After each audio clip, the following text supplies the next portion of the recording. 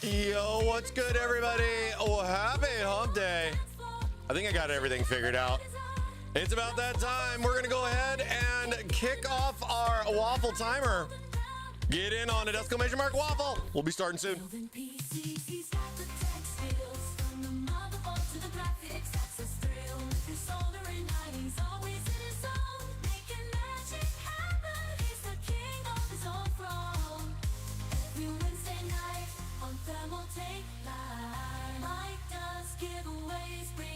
To your life, he's generous like that. Spread love and cheer from keyboards to coolers, his fans all cheer.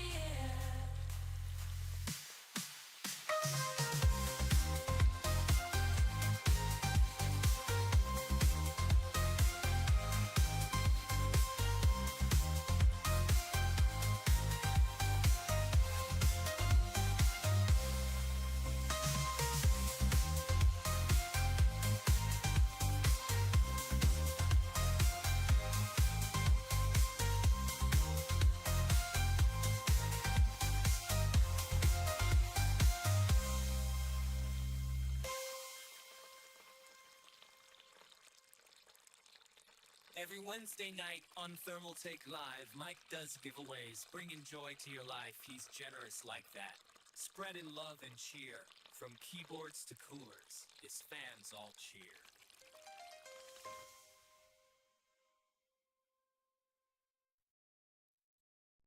On a Wednesday morning, the week halfway through. What up, everybody? Oh boy, it's another wonderful Waffle Wednesday. How's everybody doing today? Happy Wednesday. I thought you weren't going to be live, or is that next week? Yep, next week, dude. We got PAX East. We're going to be traveling to Boston. Big trip. Big trip. Got to get out there a little early, you know what I mean? The event starts Thursday through Sunday, but you know, we got to get there and get everything set up. All the race cars. We're gonna be racing. You guys are coming. Make sure you stop by and say hi.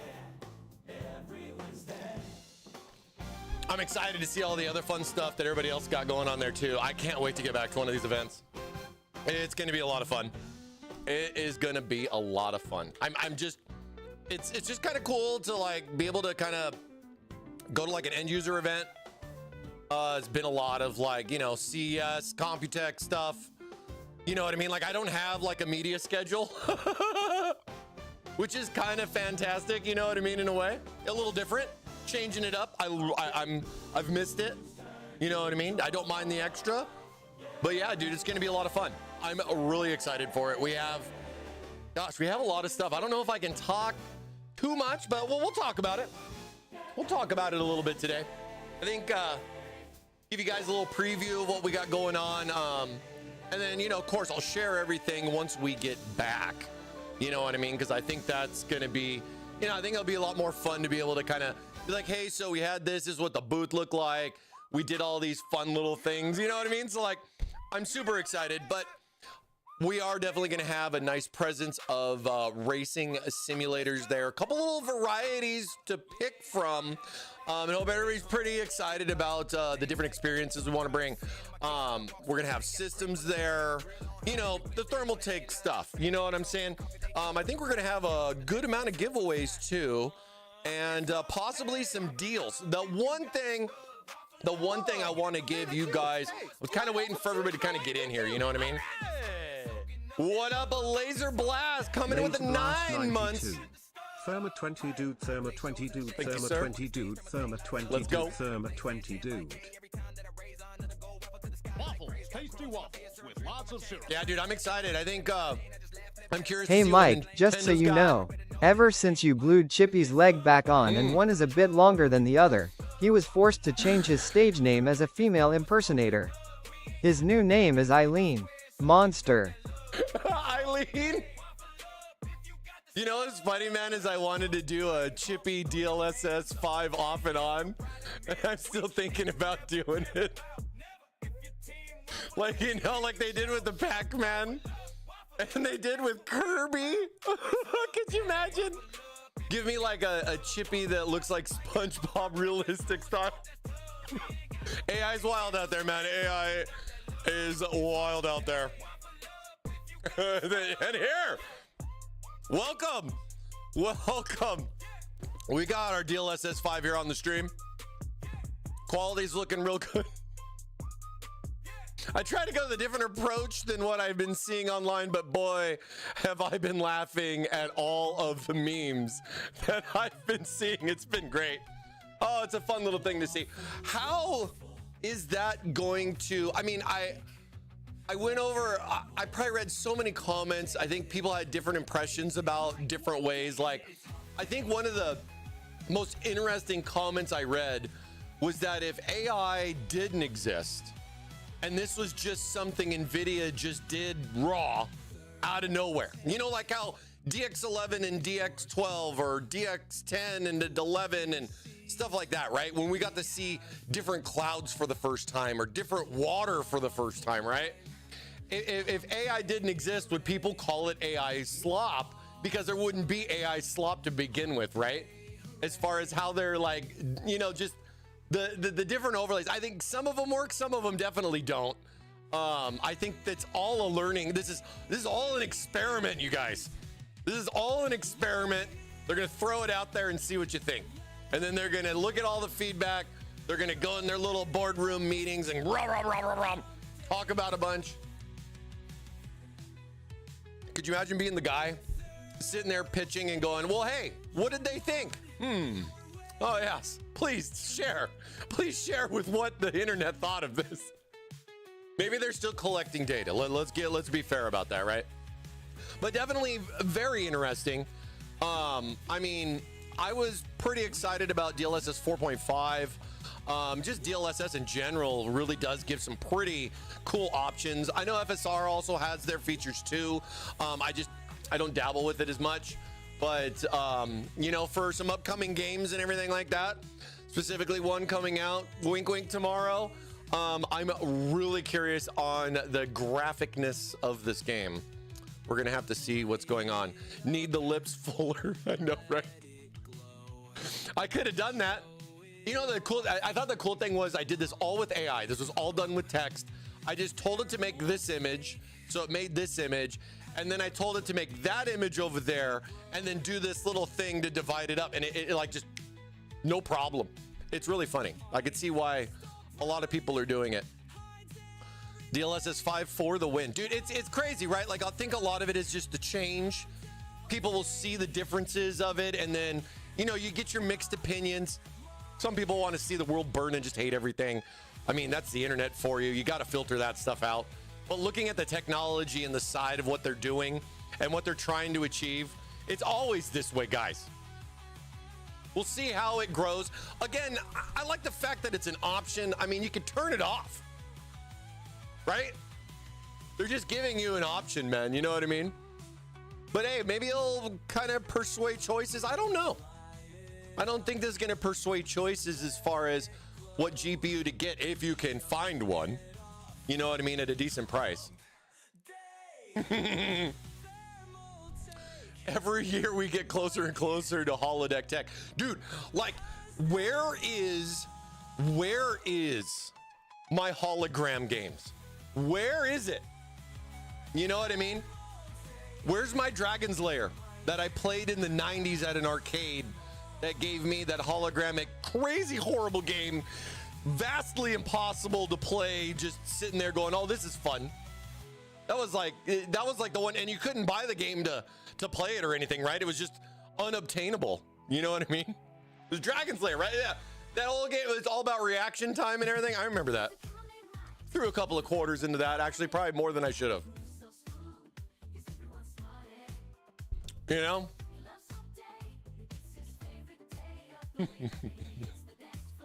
This is my thing. I think my thing's updated. Am I getting both? Okay, yeah, I am getting both. All right, cool. Just making sure I was getting both my chats here in my chat. Getting my chats in my chat. By the way, thanks again, Pig. I appreciate that. Ellen, huh? A good name. It's a good name. The fun part is, hey, we will have chippies for giveaways at PAX East. I'm excited for that. I can toss out a chippy or two. You know what I mean? Hopefully he doesn't break his leg when somebody catches him, or definitely the unfortunate accident when a chippy goes flying into a crowd and you have the unforsaken issue that one person grabbed the body while the other one grabbed its leg. These things could happen. We will try to capture all of that chaos on camera. So stay tuned for all the in-depth stuff.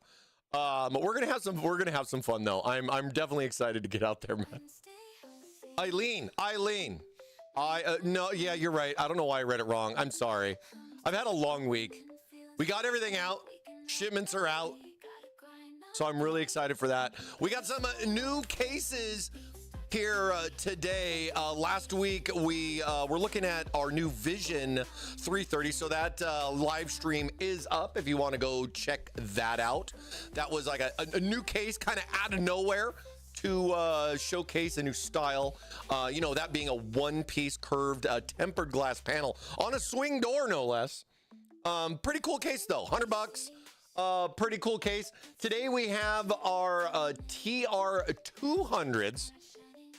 I don't know if we're going to be able to kind of consider this travel, but at the same time, I could definitely see some people interested in it with the micro ATX versus mini ITX options. I got a TR100 here as well to kind of show a comparison between the two. Of course, we have shown these off at Computex in the past already to give people an eye for what was coming, and it is almost here. I believe the shipment is now in for the US. We are waiting for websites to go up and stock to go up, but it could be very soon. Like this week, very soon. Let's see. So we got those on the table. I got the black one with some wood action here, as well as a white one. I think I got one of each, just to kind of give the little comparison of the two. And then, yeah, I got a TR100 as well. We'll be talking about that. It's kind of funny because when I put the images in here for AI, it made this one look smaller. They're actually both the same size, but I think AI shrunk this down because it decided to put the camel's arm right here. But then on this one, the camel's arm is not there anymore, but it's still the same size. Granted, those were not the images that I gave it in the first place, but hey, it's just fun. It's just for fun. You know what I mean? XeSS on an iGPU is game changing. Yup. DLSS and the likes in a 4090 is just image degradation. When the CPU and the RDI GPU has been equally, yeah, I know, I understand. I mean, I think it really pays. You have to pay a lot of attention to the way the dev team's doing the game. I think certain dev teams gravitate towards one or the other. They do certain things, and they'll add stuff in later. Then you got other things that update and stuff. I mean, I, for one, have definitely played a game where even though running an NVIDIA GPU, I still ran it not on DLSS, but ran it on FSR for certain reasons because it still worked, but it was different because certain things weren't working right until they fixed it. Then you went back and then you had other things. So it's a lot to catch up on, man. You gotta keep up with the Reddits and what's going on with things here and there, driver updates and all that stuff that's going on. You know what I mean? Oh, but yeah, there's a lot going on right now. There's lots of fun stuff going on. Our Waffle timer has begun. Exclamation mark Waffle for your chance to win. We will have some wonderful Waffle winners here later on today.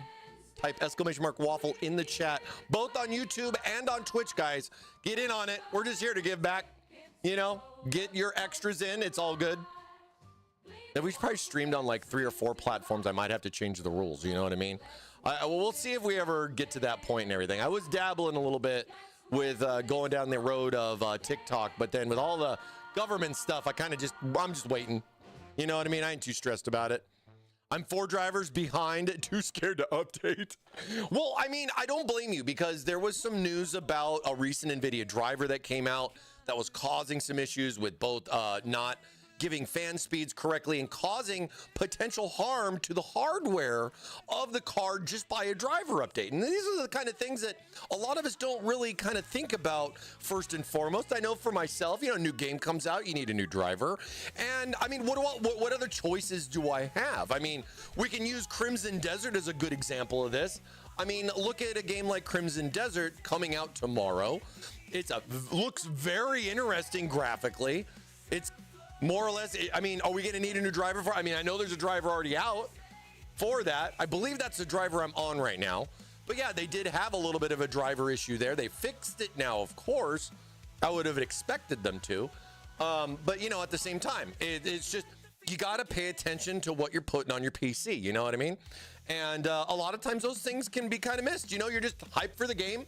You go and have you ever been in that experience where you go to play that new game that just came out, and then the first thing that you get prompt with is, please install the latest driver before continuing, and then your only choice is to exit. So I've been there with those things like that, like more or less forgetting or just going, it's not going to need it. And sometimes it does. Sometimes it doesn't. You know what I mean? Mike.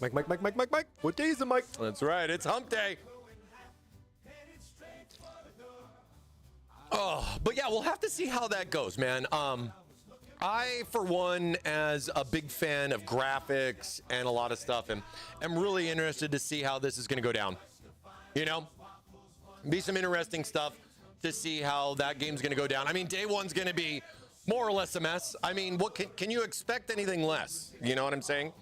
So we'll just have to see. We'll just have to see how it goes, guys. We'll just have to see how it goes. I wouldn't take the day off. I'll tell you that right now. Any game for that matter. I mean, even like something like Grand Theft Auto 6. Once it finally comes out, I still feel like I'm not gonna take the day off on day one. Don't do it, guys. You're just gonna be miserable. Save those hours for like the next week. Give yourself a Friday, like a week after it comes out. That's probably your primo place to enjoy that weekend. You know what I mean? Get a little extra time.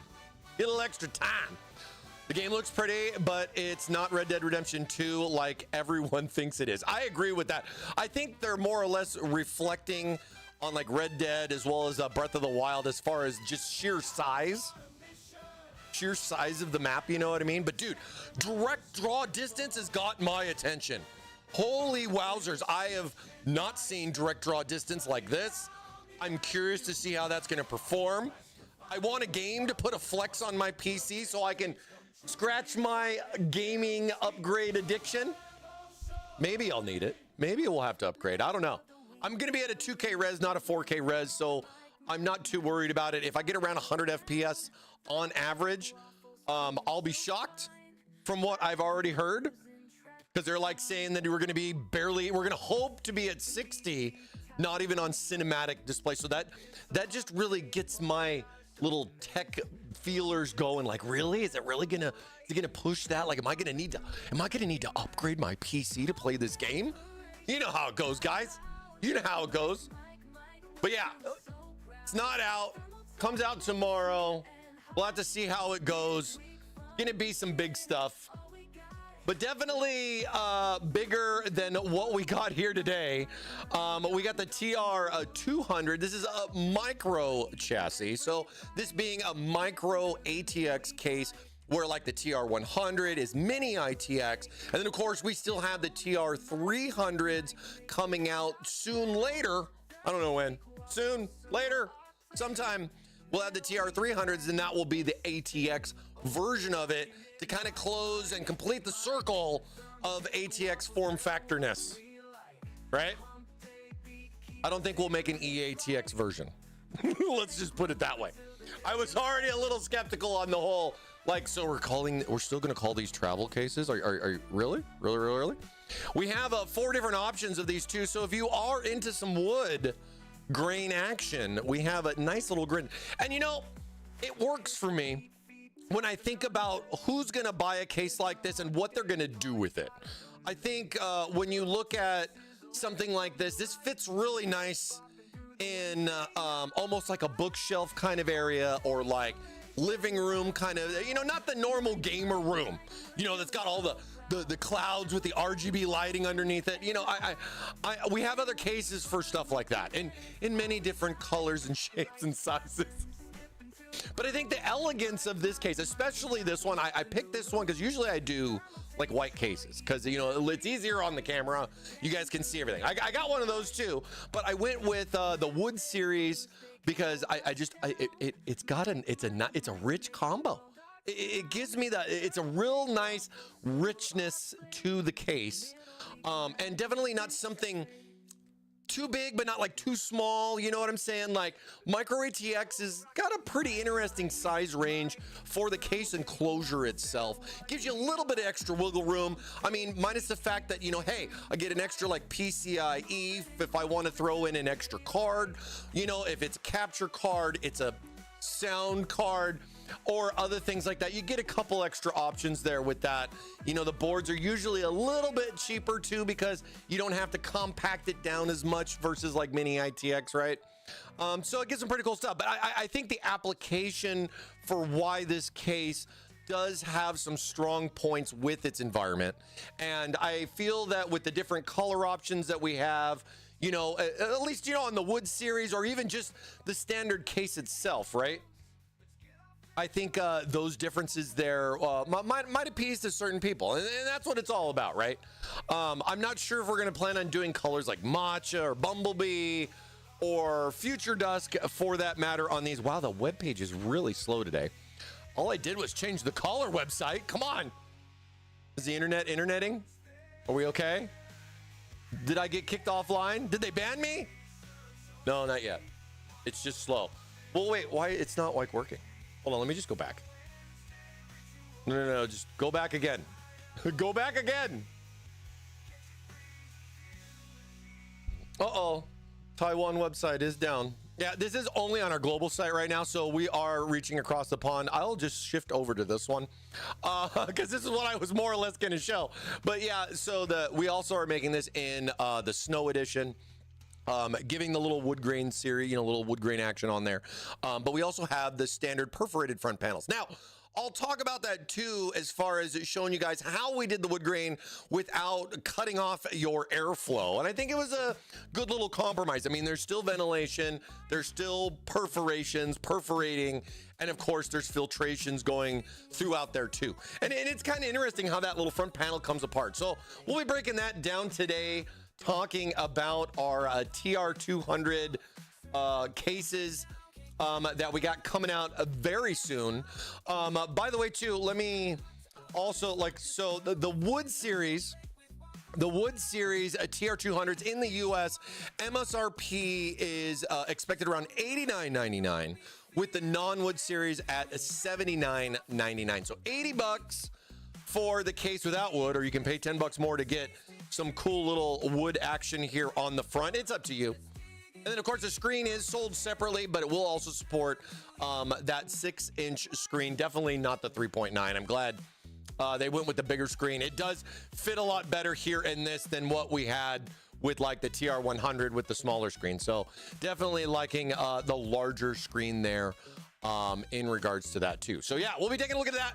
And of course, we will not be streaming next week, unfortunately. We will be in Boston for PAX East. PAX East is going to be March 26th through the 29th.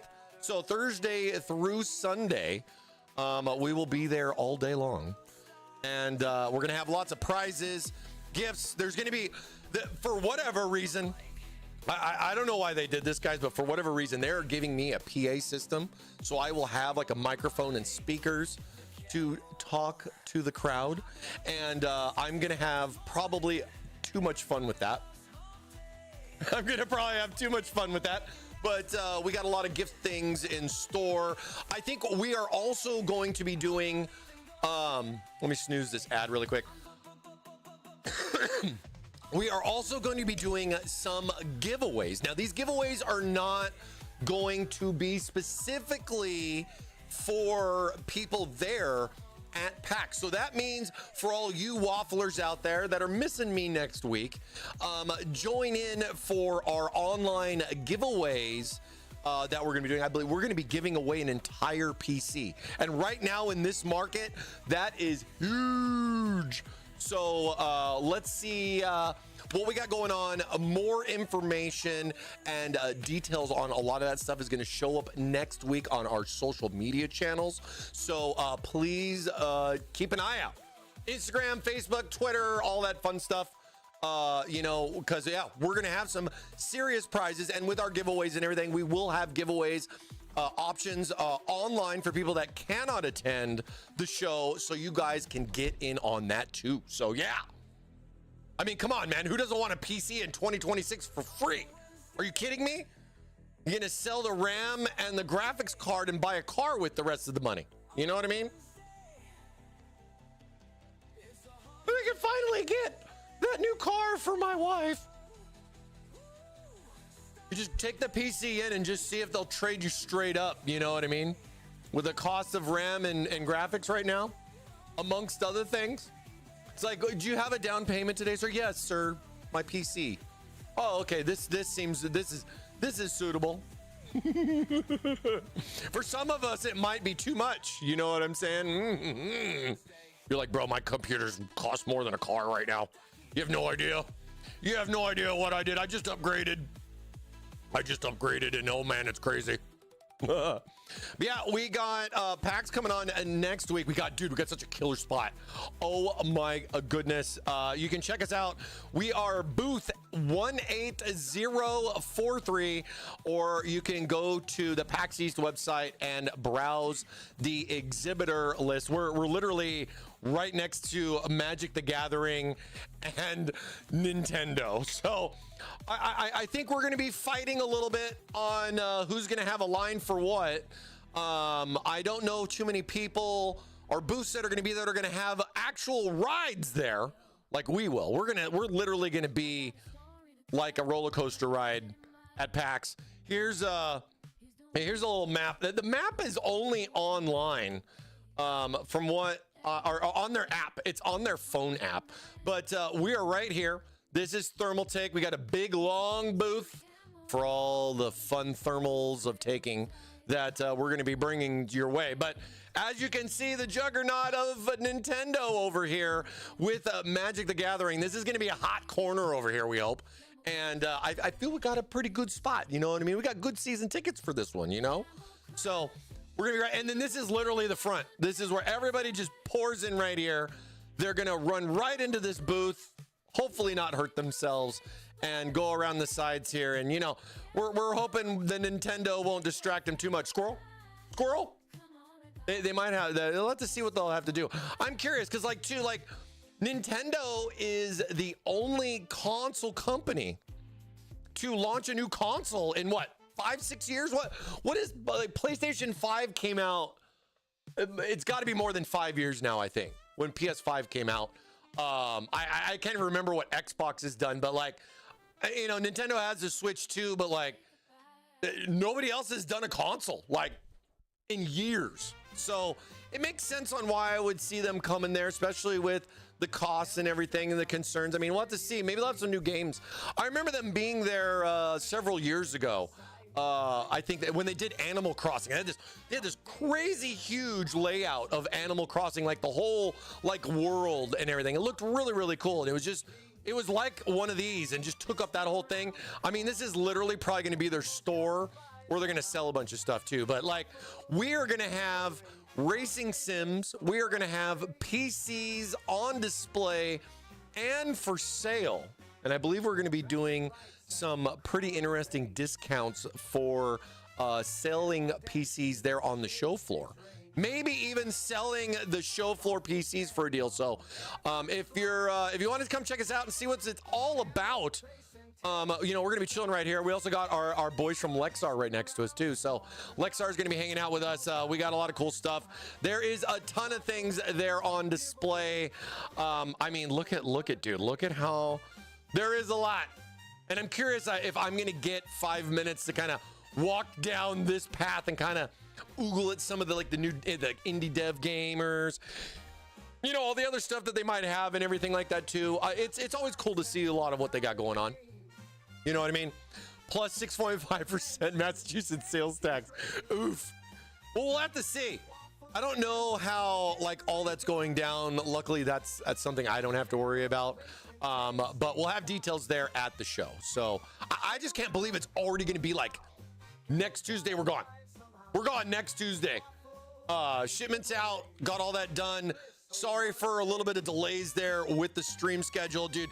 Certain stuff has to be done, and of course, I do put a big part in it, but I can't do it without the rest of the team. You know, it's definitely tough. You know what I mean? So. Yep, we got that going on, as well as Waffle. Dude, PS5 was 2020. Was it really like right before? Well, I guess it was, huh? Dang, 2020. And they haven't. There's no PS6. What would they do? You know what I mean? I kind of feel the same for Nintendo in a way with the Switch 2. It was just kind of like the same. There was no new game. You know what I mean? And then Xbox is going to make a PC/console. Give me some interesting stuff. We'll have to see what's going on there, you know? And, you know, unfortunately, we might not be able to cover too much of like PlayStation type of things, but it'd be kind of interesting to see what Xbox does if they're going to make like a PC console like hybrid thing, and like what could that generate for other things in the market? I mean, could you imagine case companies coming out with a case and then like you're like, yeah, here, you can put your PC right here, but we took that PlayStation apart and we made a mount for it in the back so you could just hook that up, and then we just gave you IOs to import into it. Like, it's not that people haven't done stuff like that before with like modding and everything, but what could change for the future of consoles going forward, and how like stuff like cases and everything could get involved. You know what I mean? Not talking about like, you know, the different things that they're going to do. Yeah, stream machines, another good point in regards to that. And I feel that they're kind of biting on that direction a little bit. Definitely kind of agree. You know what I mean? Thermaltake going to be at any PAX after parties? I don't know. We'll have to see how the day goes, dude. I'm gonna be so fried after each day. It's a long day, but we'll have to see. I don't know of too many after parties that are even going on, so maybe we'll have to find out what's going on. But yeah, you may see me venturing around there and everything, but dude, please come say hi. Don't feel bad. Don't feel like I'm busy. Come say hi. That's what it's all about. Just a simple high five, waffle on. That's all you got time for? I'm good with that. You want to sit and chat? I'm excited to have like those kind of time. I'm excited to talk to people about what they got going on. You know, if they're interested in like sim racing stuff, or they're just interested in getting a new PC, and you know, just picking their brains about, well, what do you got right now, and what are you looking to do? What games are you planning to play? What resolution's your monitor? You know what I mean? Like I miss a lot of those interactions, and I'm looking forward to being able to like, you know, kind of talk shop with people and just have a good day. You know what I mean? Have a good day. So I think it's going to be a lot of fun. There's going to be a lot. I'm expecting a big turnout. Hopefully it's a pretty big turnout for us as well. You know, a lot of people coming by. Man, I hope we brought enough giveaways. You know what I'm saying? Like I don't know what to expect from the crowd. I mean, we haven't been back in 6 years. Last time we went to PAX East was right before COVID hit, which was basically 6 years ago. So we'll have to wait and see. Oh, that fresh coolant. So good. So good. But yeah, we can talk about a lot of that stuff, but we got many more things coming up. And of course, next week, again, check and see what we got going on with social media. I'm going to be doing some videos. I think they're going to be doing an interview with me as well for something there for the booth. So I'm excited for that. And, you know, just getting a different part, you know, as far as getting to do like an interview talking about the booth and everything. So you might see that on some different channels that you don't normally see, but of course we'll have that stuff popping out here next week. So I'm excited for that. I'm excited for just different new stuff. You know what I mean? It's not like the old days, but it's still a good turnout. And I think too that most of all these conventions took a huge hit, right, with COVID.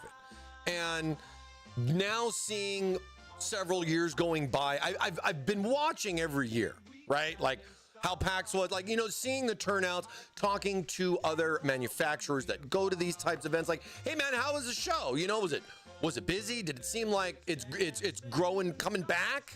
You know, I remember a lot of those talks after you know, everything got shut down and then kind of came back. I was like, oh, so how was it? It was like the first one back, right? And then it's like, hey, so how did it do like the next time? Did you feel like it was more or less or what? You know what I mean? So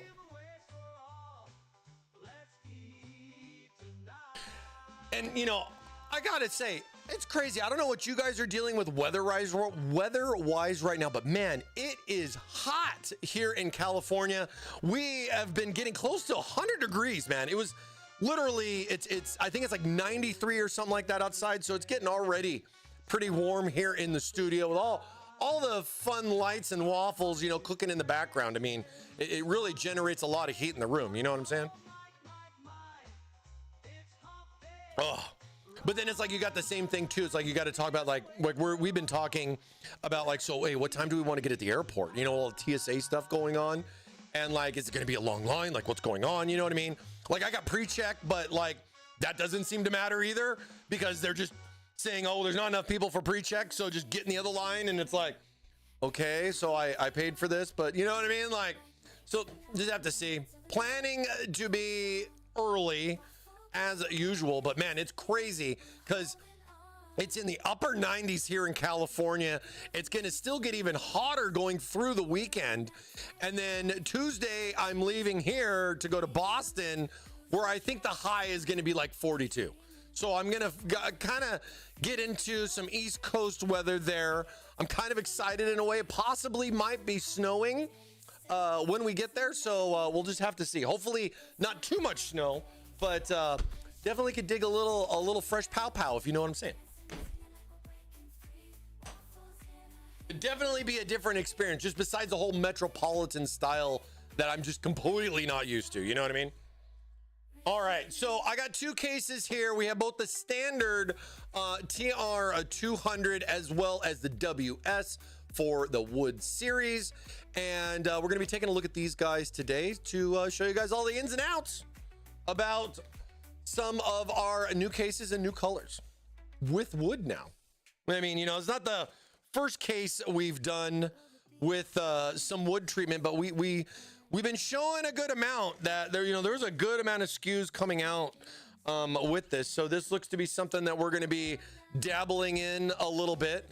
And I mean, dude, Computex it kind of almost feels like that's end of May, early June. So that's kind of right around the corner too. I mean, gosh, it's like March is flying by. What is going on? Father Time, please. What are you doing to me, man? Let's see if we can take this out carefully.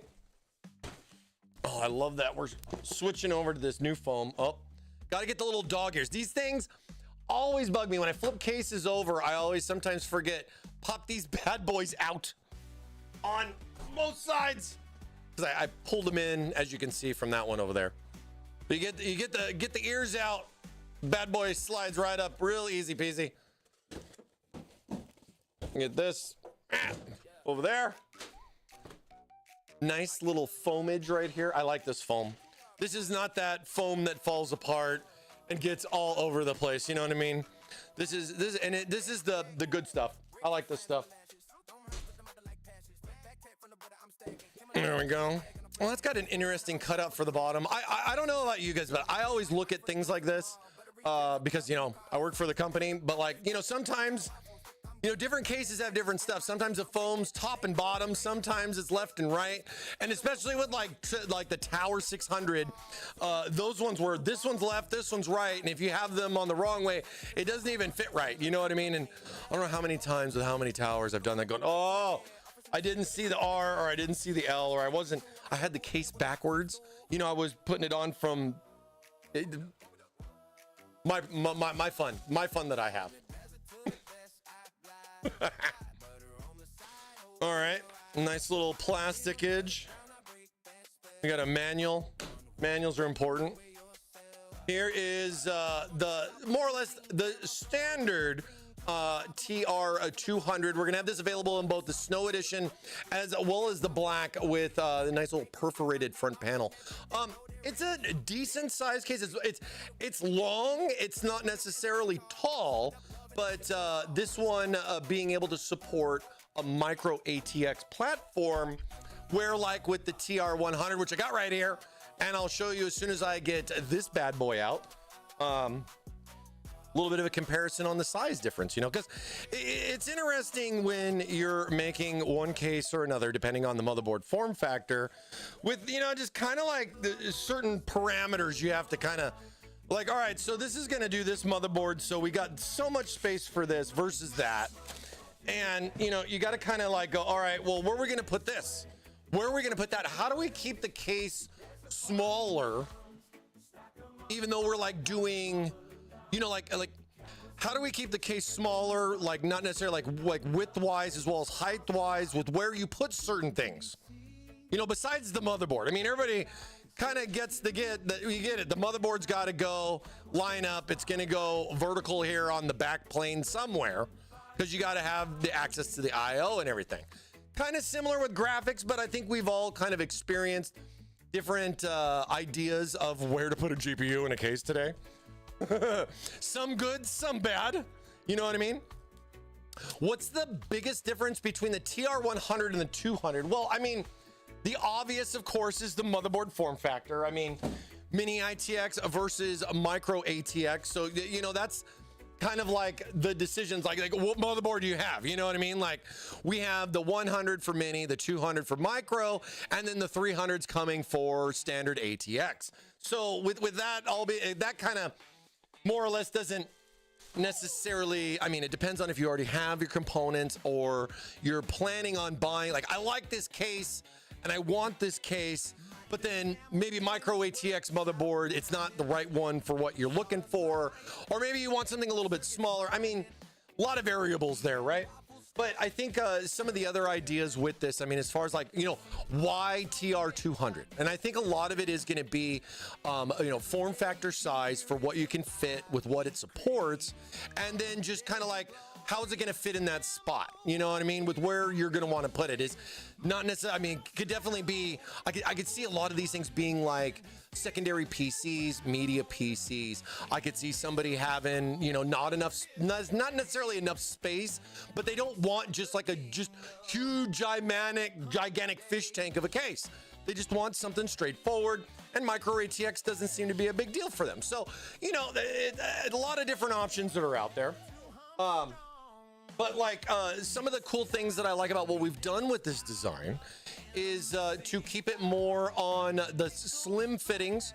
One of the big changes that we've made, not just with the TR200, but with just the travel series in general, was, you know, how the power supply is mounted. Power supply is right here up in the front. So when normally you would, you know, remove panels, super easy. I mean, toolless for the most part all around.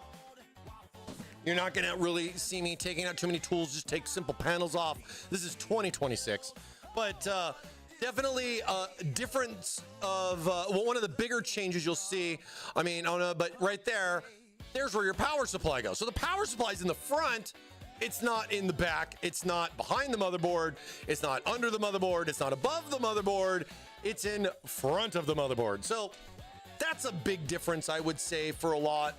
And I think how we, how do you say, like the TR100 with the power supply mounted that way really made us think outside the box, because the cable actually literally goes outside the box and it had to give a separate secondary connection. But here, let me, before I go into too much of that, let's give it like a little comparison here. One step at a time. There's a place for a widescreen TV. Exactly. You put 15 different screens in your PC because you really need more screens in your case so you can play Doom on your AIO, right?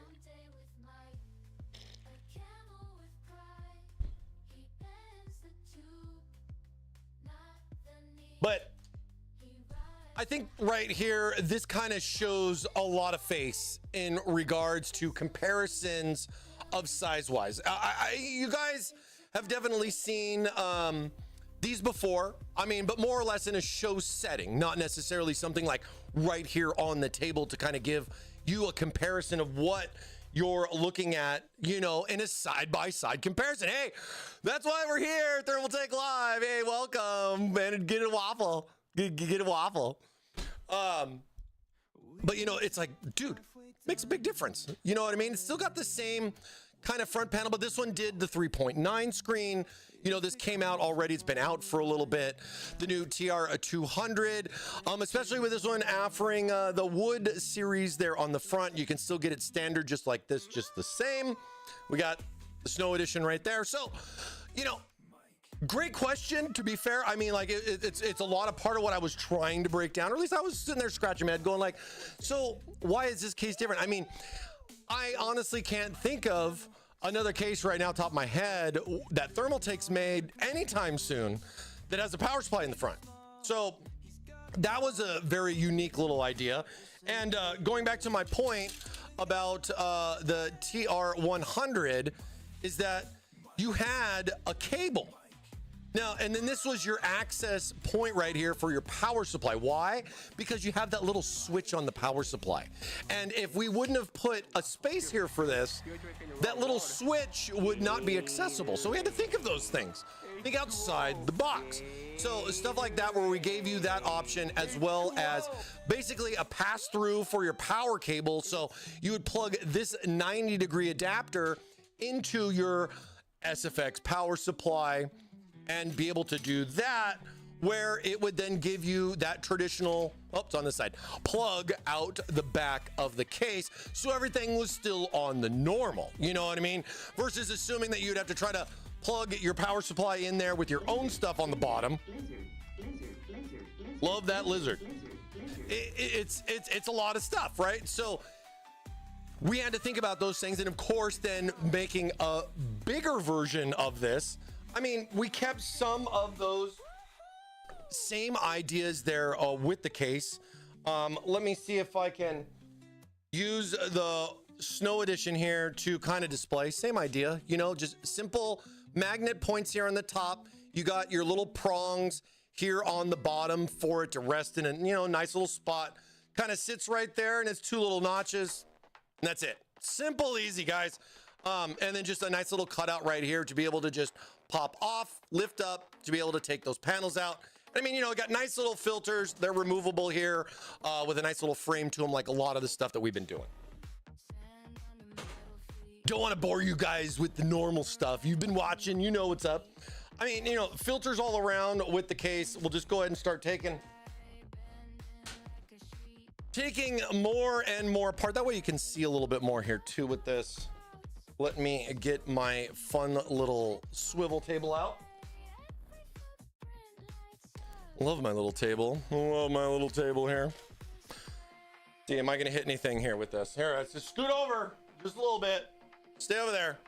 But dude, big difference in the size, right? When you're looking at like a mini ITX case versus a micro case, you got that little bit bigger of a space, but it's still small, if that makes sense. When you look at other cases that we have, like mid-tower wise, you know, with like ATX and everything, I mean, those cases can support micro ATX motherboards too, but do you really want to put a small motherboard in a big case, right? So I think kind of getting it to form fit a little bit better, shrinking the footprint down, even for stuff like micro and then ATX, because, you know, the 300 is going to definitely have to be taller. You know, you got a 9.6 millimeter or 9.6 inch motherboard, square, rectangle, not square, rectangle, to fit in there. So the 300 will likely be a little bit taller than this, but this does give that same vibe of the TR100 case just the same. You know what I mean?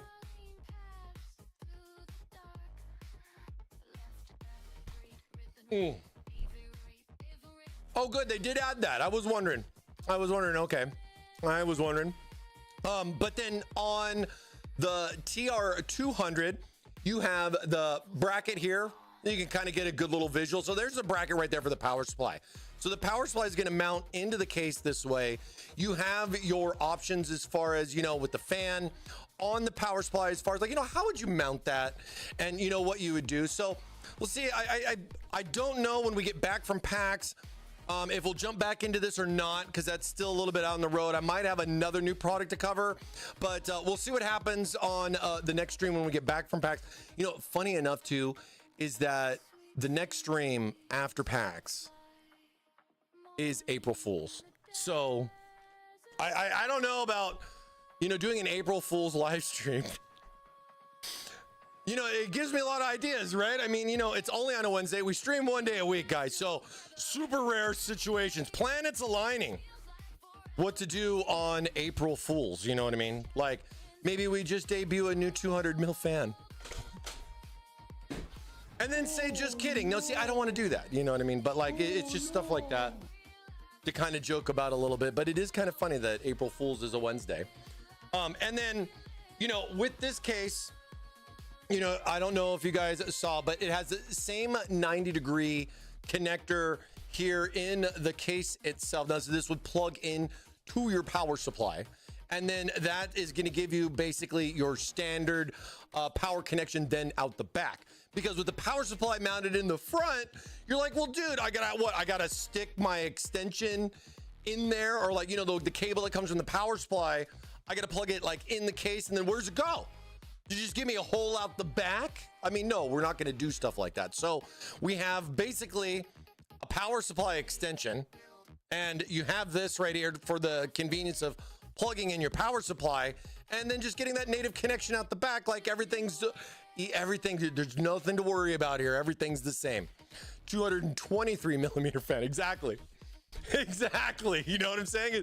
It could be a lot of fun. A lot of interesting things could pop up with that. You know what I mean?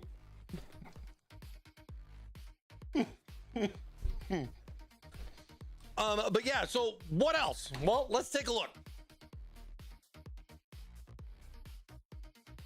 Hope you guys are all having a great Wednesday. Thanks for tubing in with us for another Thermaltake Live. It's great to have you guys here. Make sure you dive in on a waffle or two, depending on where you're watching from. Oh, man. So much stuff going on, man, with getting PAX ready and stuff like that. I'm kind of glad that we had some new cases here to talk about. Makes it pretty easy, but definitely have to cover the bases, of course, you know, with some of the new stuff that we have coming out. So let's see. Now, we talked a little bit about the power cover. I mean, of course, you can see, there's a big, nice cutout here for your motherboard tray. This, of course, is riveted in, if you wanted to know. Sometimes they are more or less removable, you know, depending on the design, depending on the build and how it all goes. But you have your power supply mount option there in the front. Of course, motherboard goes here, and then you have this fun little spot here for your graphics card. No vertical options, no riser cable options, where that was a must. I have to with the TR100. And then, of course, with that case, it's much higher price because it comes with the riser cable. So understand, too, that this is kind of the sweet spot for a case like this, because it doesn't necessarily require the riser card to bump the riser cable in order to bump that price up, because you look at TR100 is about 150 bucks. And with that 150 bucks, that of course is accommodating for the cost of that riser cable that you have to do because of the case's size. Now with micro ATX options like the TR200, you have those flexibility options there, you know, made the case a little bit taller, so that way you can do a gigantic graphics card for the most part. And I have quite a big one over here. We'll have to see if it fits today, you know what I mean? And we'll have to see if we can get this bad boy to at least mount up a little bit and talk a little bit about the fitment and everything. All the specifications, of course, are on our website. So if you want to know dimensions, you want to know how much it weighs, you want to know what fits where and how much, I will be covering a good bit of that. But if you want those little details as far as the specific values, you can definitely take a look at our website. Visit thermaltake.com for now, as that is up on our global site, but it will be up on thermaltakeusa.com very soon. And as well with our USA site, we do offer, you know, a store, so you can buy it there. And it's likely one of the first places to grab it if it is something you are interested in, you know, versus waiting for like Amazon Newegg and such like that, as far as getting that. Now, we got some nice little accessory options here, as well as looks like a new little face plate here for the case, which kind of gives me some fun little ideas as far as what I could do. But this is cool. And you'll let me explain what this means right here. So say, for example, you've already had a 3.9 inch screen from something else. Tower 600, 300, 250, some of the older cases, even if maybe you still have that screen from the RAM clip screen where we had the screen that would clip on the RAM, if you remember those streams a little few years ago, right?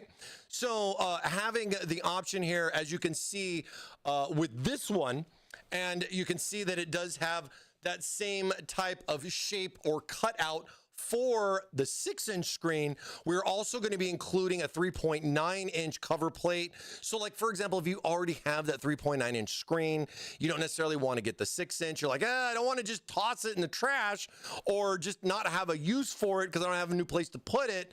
It's kind of nice that we're including both brackets for both screens with the case. I mean, it's just a piece of plastic for the most part. You're not really asking too much, you know, for something like that, but it is still something that we have to make and throw in the box. You know what I mean? When does the Thermaltake PC case / Waffle maker get released? Stay tuned. We will have more information on that shortly. We will have lots more information on that very, very soon. Very, very, very soon. Here, let me switch up some Waffle radio here. We'll go over here to some other things. Let's see, what do we want to listen to? We'll just do our usual. See what we get. And switching, bypassing. There we go. Oh, but yeah, no, so we got some accessories here. I can break those down. Okay, so first with the case. Hey, you like waffles too? Mr. Blue coming in with 16. Sume Blue. Another week, another waffle. Limit 81 go Joe Boog. Limit 81 go Joe Boog. Noise. Yeah, so standard wood series case. We got 2 options. So 4 cases total. $79 and $89 for the wood series. So not really too much. Like I was saying, costs go down because the riser cable's not required. So, you know, stuff like that makes this a pretty good affordable case. I mean, in today's market and everything, I don't feel a lot of people are looking at $150+ cases right now. Just a hunch. You know, and maybe not everybody's looking for some gigantic case because they're like, hey, I'm just trying to keep it on the low, you know? That got loud, sorry. I was like, what? Why is that like? I was like, oh, it's creeping on me. So, all right, so back to panels. So side panels come off real easy. You know, funny enough, like the back panel here, single screw, but you know, as you can see, this is brand new out of the box. It's not like it's crazy tight on there. I'm not really trying to promote that they're all like easy to come off either. I'm actually surprised myself that loosened up real easily. But single screw on the back. Basically, you just pull the case panel back a little bit. You can pull from the screw. You can do the whole hand shift thing either way. And once you just kind of slot it back, panel comes right off just like that. It's got the little hook guys here on there.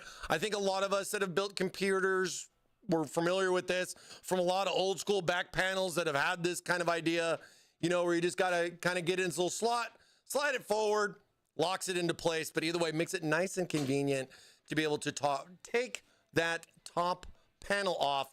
And then of course, you know, you got a nice little filterage in here. So removable filter. It's got just a magnetic border around it. These are super easy. You could wash them if you want to wash them. Just give them a nice little wipe, you know, make a lot of that stuff pretty easy. And then it opens up the access here on the top and everything for the case too. I mean, and no tools, right? No tools. So a lot of that real easy, accessible. I mean, of course, the front panels do come off as well, where those things would get removed too. Did hand shift thing? Wait, hold on. My chat thingy crashed? Hold on. Want to make sure we're still live on both? Okay. All right. YouTube chat dropped and then it just came back. Just checking on it. Things can happen. We're good. We're good. I guess that makes some sense. I mean, how it's interesting how they reference this. They have a stamp on here. It basically has an M with it's just like M:M ATX. So I'm like, it's ATX? Micro? Test, chat, test. Thank you. I appreciate that. Yeah, it's just because, like, you know, got the chats in here. It could stand for Mike. It definitely could. I think a lot of times they do that for me, you know, to just show the love. You know what I mean? For all the stuff I do for him, you know. We come out with a mic case, you'll understand why. You come out with a mic case, you'll understand why. Okay, so panels and everything, both top and on the side. Those guys come apart right there. There's a little door. Now let's see. Oh, this one's on there. All right, so that one was on there a little bit, but we got another little door option here on the back. One thing to note too is that the screws are accessible from the back side of the case, not the inside of the case. Sometimes that can be, I don't know, like a little bit of a problem, you know what I mean? This is bugging me. Hold on. Where is it? Right here? I'm gonna put you guys over here. Put you guys over there. I could probably make this a little bigger too. Make it a little bigger. There you go. I like that a little better. I feel like I was eating your words.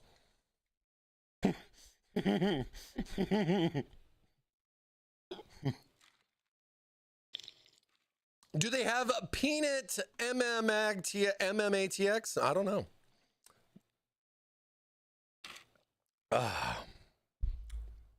It's MMA TX. Could be a whole new thing. You never know. Nobody puts chatbot in the corner. But yeah, a little door here on the back to kind of clean everything up. But I do like that you get these on the outside, so that way it doesn't really interfere with the fan that you would have here mounted, especially with it vertical. Certain cases with those things can kind of give you some troublesome things. You just got to kind of think ahead for that. We talk about that a lot with a lot of the new cases that come out and how they go. So one less thing to worry about with this one, and it's just all traditional. So plugging directly into the motherboard, no riser cable options with this, you know, straightforward in regards to how you would plug in your gigantic, it's quite big, graphics card, right? But then still being able to have a lot of good room for cooling. One of the things I really like about this case is that it supports up to a 360 AIO still, even in this form factor and size of footprint. So you can still do a full 360 across the top. One of the things that I had to kind of give and take on the TR100, because it only went up to 280 mil, you know, as you can do a 240 or 280, your 120, 140, two fan AIO type of config, where this can do a full 3-fan AIO config, and it goes on the top, which is ideal, and you know, gives you that cooling room that you more or less need, even though kind of keeping it more compact, right? And you know, full-size power supply too. So it's not like we're talking that, oh, this is some specific thing because it just barely fit, but you have to have an XFX power supply. Granted, hey, we make a lot of those, and they do exist, but you know, you're not really limited there on that, even though the power supply is up here mounted in the front. But yeah, nice AI options here on the top, supporting up to that full 360, and giving you a decent little bit of wiggle room there.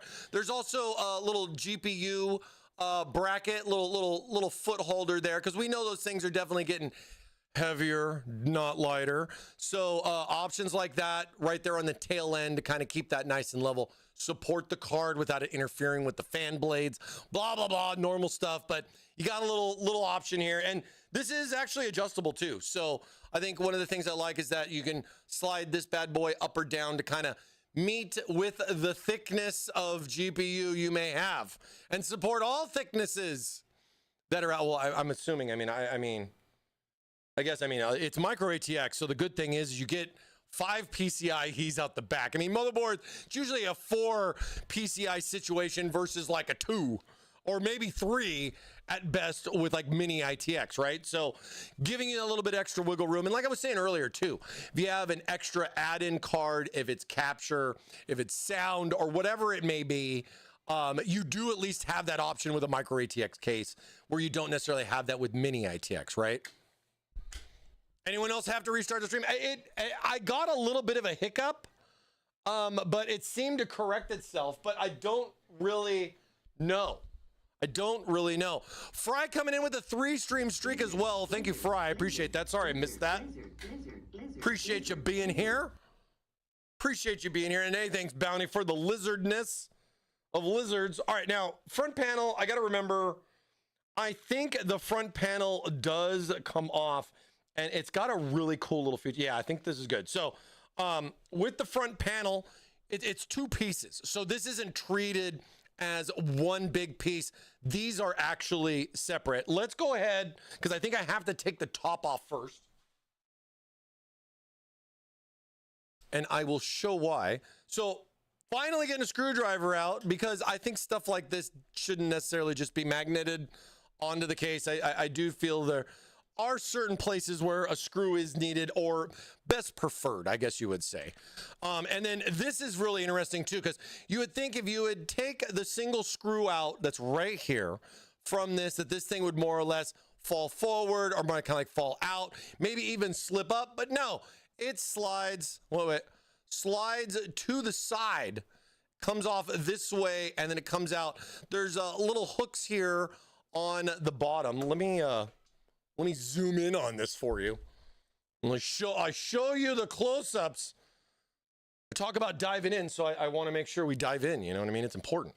So, here we go. Here we go. So that way you can kind of see. So this is your panel. Hi, panel. So this is your panel right here, and it has these little. So you don't try. It comes off a certain way. Don't break these little guys, or you're going to have a little bit of problem. You see the little elongated notches that are right here to accommodate. You have those 4 little hook dudes right there. And then of course, here is where the screw mounts right here on the side of the case to lock it into place. And it basically just kind of slots in, shift it over a little bit, good to go. Put the screw in right here on the side and you're good to go. It's just a little shift over and then it comes right out. Real simple and easy. And then of course, with this is more or less your little cover plate. There's little tabs like right here. They're up here too, right? So just be a little cautious with this. Don't try to just like knock it out, you know, as far as popping the panel out. You'll see that it does have a little bit of flex to it, but just mind the little clips right here, especially if you're not necessarily putting the screen in, you know what I mean? You don't try to break it the first time, Mike.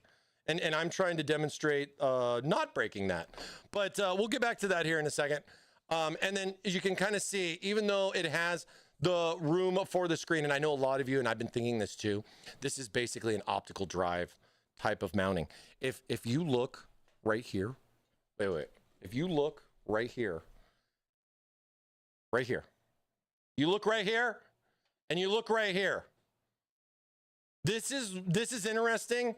This is stuff that we don't talk about, but this right here possibly, in my opinion, could be where you could put an optical drive. You only have mounting on one side though. So I don't think it's necessarily something that was fully implemented. It might've been something that was already pre-stamped with this, and this would have been a tooling cost to remove, but you have what looks like optical drive mounting points. There is even a little, look, there's a little lip right here too. I'm not joking, you guys. So like stuff like that is one of those little hidden treasures in a case like this. Granted, you have the power supply stuff. Your power supply is only going to go to here. So it's not like that's a clearance issue. You just have to work around this cable, which is more or less not a problem, but we don't list this in the specifications, and you'll only see this here on Thermaltake Live. As far as me trying to call this out, because I saw this, I was like, oh, and I wasn't sure. Because right, like when I had it at CES, when I had it at Computex, I didn't know if that was even a thing. Honestly, now I can't remember if this was even there. Or like we really kind of talked about it, because a lot of the stuff had a system pre-installed. You couldn't really tell either way, right? Things you only find out here at Thermaltake Live on Hump Day. You know what I mean? Kind of interesting. Kind of interesting for like an option like that for certain people that may want to throw an optical drive in something like this. For what reason, you might say? It's a good little media PC. Like somebody that wants to do some media stuff.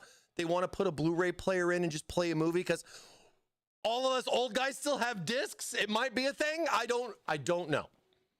But I'm showing you the secrets because I care about you wafflers, right? So that's an interesting one that kind of caught my attention per se. And I mean, I didn't take this out of the box ahead of time. Last time I saw this was at CES. Of course, I saw it a lot at CES, but it was something I was like, oh, that's kind of interesting. And it was in the back of my head before the stream if that was going to be in there. So adding to the list of this being different from other stuff, and you know, I mean, let's be honest, it doesn't have the mount on the other side, right? It's not something spec'd out. It's not specified anywhere, but you're going to see the holes there just like I did with the little tab right there. And you're like, hey, why didn't you bring that? So I brought that up, right? But you guys do what you want to do. Your mod, your way, right? So I just show you the things. I show you the options. You build it your way. You know what I mean?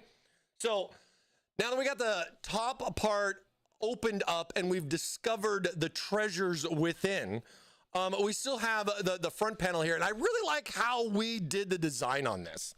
So with the front panel like it is, there's no like, well, 60% of the time. no little like grab right here. Every time. I think a lot of us are used to that, right? The little grab that's like right there, right? 60% of the time. Filters, don't forget, filters are important. We'll take that off. But look at nice ventilation options here on the belly. Rub the belly. Oh yeah, it's a good case. You're a good case.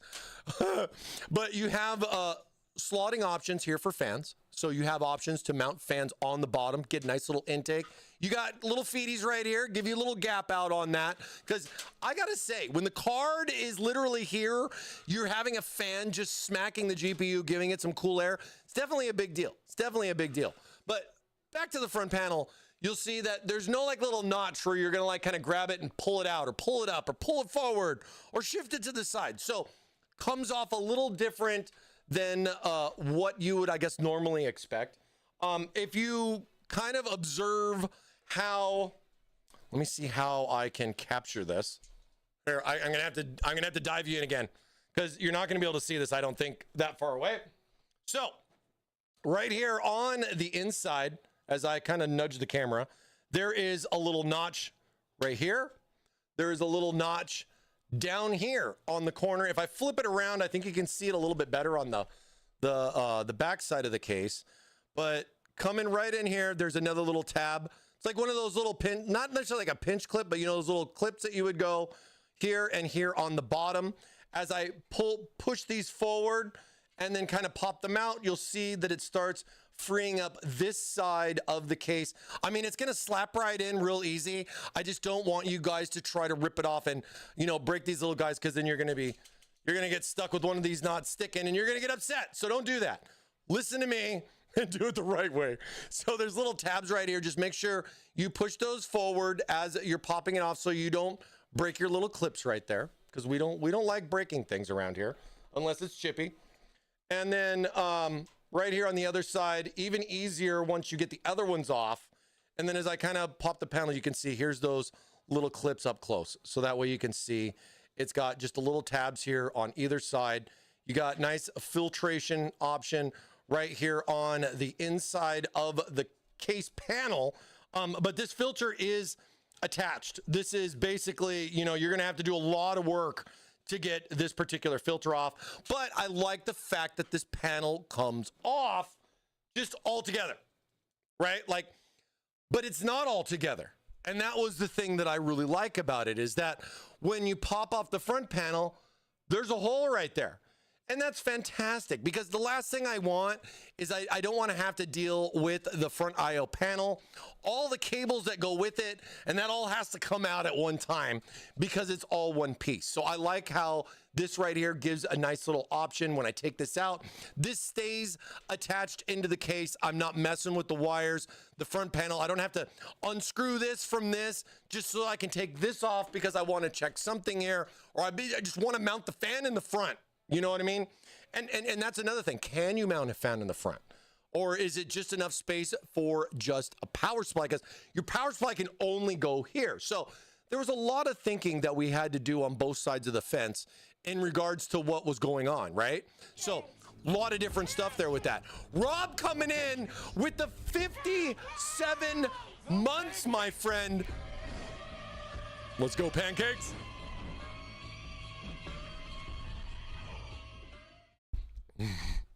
Rob_Akamal4 just resubbed for 57 months. Dude, that's a long hey, time. I made it.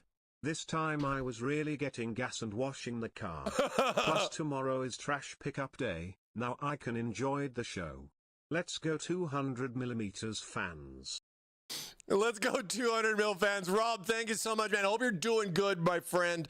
You know, hang in there, buddy. Hang in there, buddy. Appreciate you. Appreciate you so much, man. Thank you for the tier 2 for 57 months, Rob. Much, much love, man.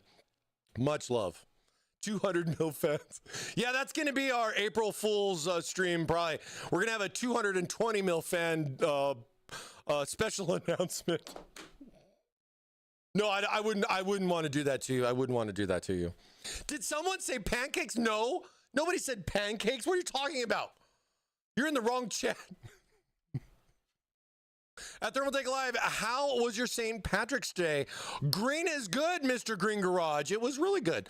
I'm not a big drinker, but I did enjoy, you know, wearing green and enjoying green. I didn't necessarily eat green eggs and ham or anything like that. I mean, I got green on me forever in my blood. I'm also Irish, so there is that there too. You know what I mean? But yeah, I hope you had a good one yourself. I saw what you got going on there. You had a special St. Patrick's Day stream, so I hope that all went well, man. I hope that all went well, man. Thanks for dropping in, dude. I appreciate it. Doing great today. Thanks, Mike. Absolutely, Rob. Great to hear, bro. Great to hear. You said pancakes. What? You just trying to bait me with your P words? You just trying to bait me with the P word?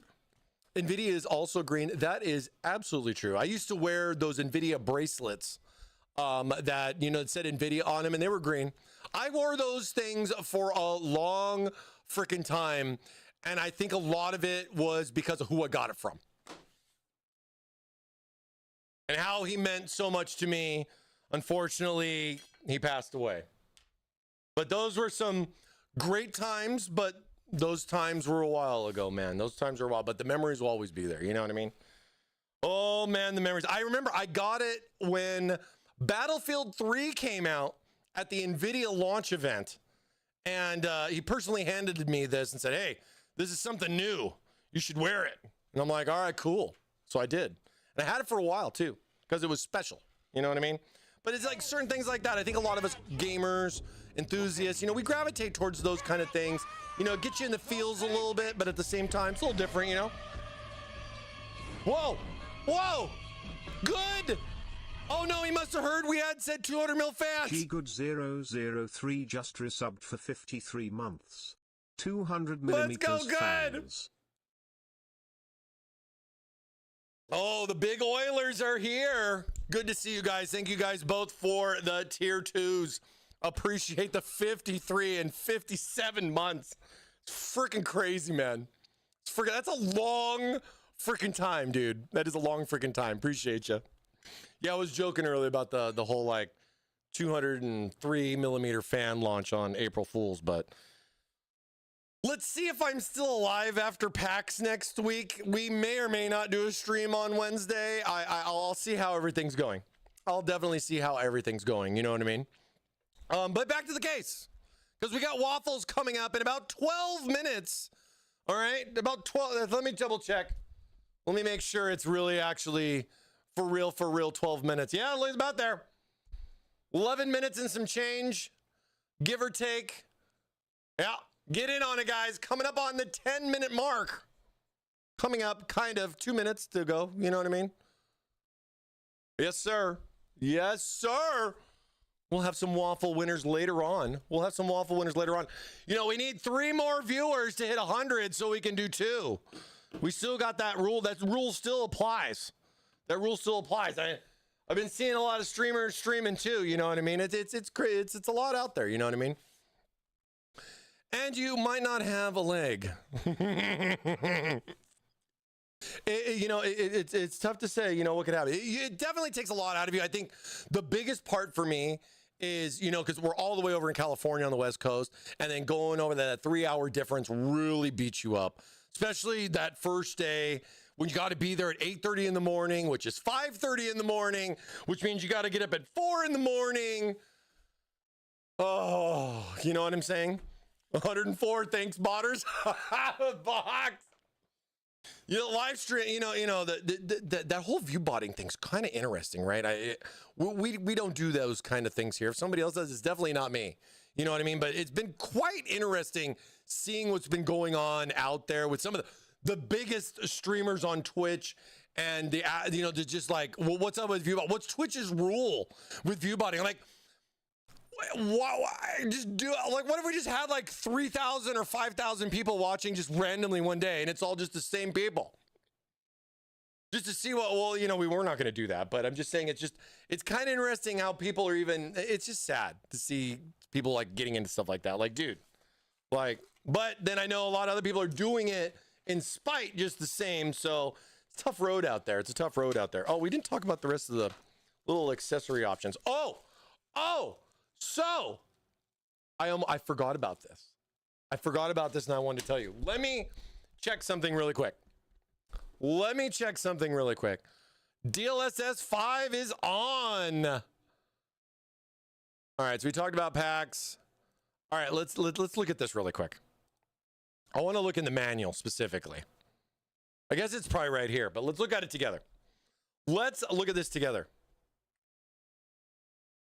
All right. This right here, I forgot about talking about this because I didn't know if it was necessarily in the accessory. I didn't look. So there is a 5 1/4 ODD bracket in the case for the other side. And I am sorry I didn't directly call that out because I hadn't looked in the accessory thing yet. Come down here, quietly scrolling. Hard drive installation, we'll talk about that. VGA installation, air cooling installation, AIO cooling installation, IO connections, removing filters. 525 ODD installation. Look at this right here. Look at this. It's in, I guess you can't, the waffle timer's in the way. It's in the manual right here. It is in the manual.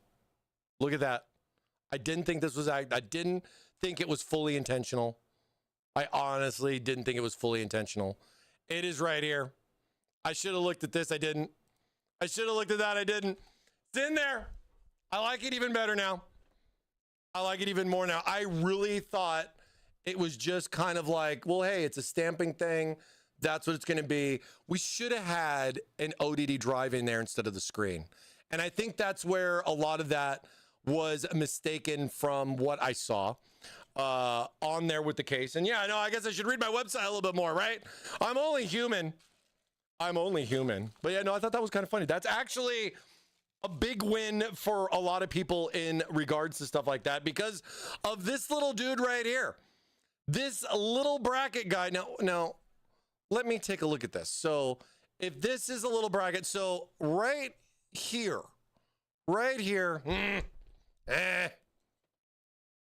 it's such a small case. We got to zoom in. It's such a small case. Oh, let me move my zip ties over. Like, look, this is, as I drop it, this is your little ODD bracket right here. Look at this little gem. Now, it's got 2 screws right here. There's a little tab to line it up. You, of course, have your little area here for resting, and then your dedicated mounting there for that. But look, check this out. Right here on the front of the case, there's a little notch to line it up, put the 2 screws in, and there is your ODD bracket for the other side. So optical disk drive options are available with this case. I think that's freaking cool. I think that's a different thing that you don't normally see on a lot of cases. Opens up a lot more options for multimedia support and all that stuff there. Seeing that was like, oh yeah, dude, that's right. Are they gonna do it? And then now seeing that, it really, really kind of makes, I think a lot of people are gonna be interested in that. It might not be something you're gonna see as like a front page feature though. Like, I mean, I'm kind of like second guessing myself now. Was that? I don't remember. So there's the screen, more screen, software. Oh, here's how the feet come off. Yeah, we got to talk about the feet come off too. Screen. Ah, right there.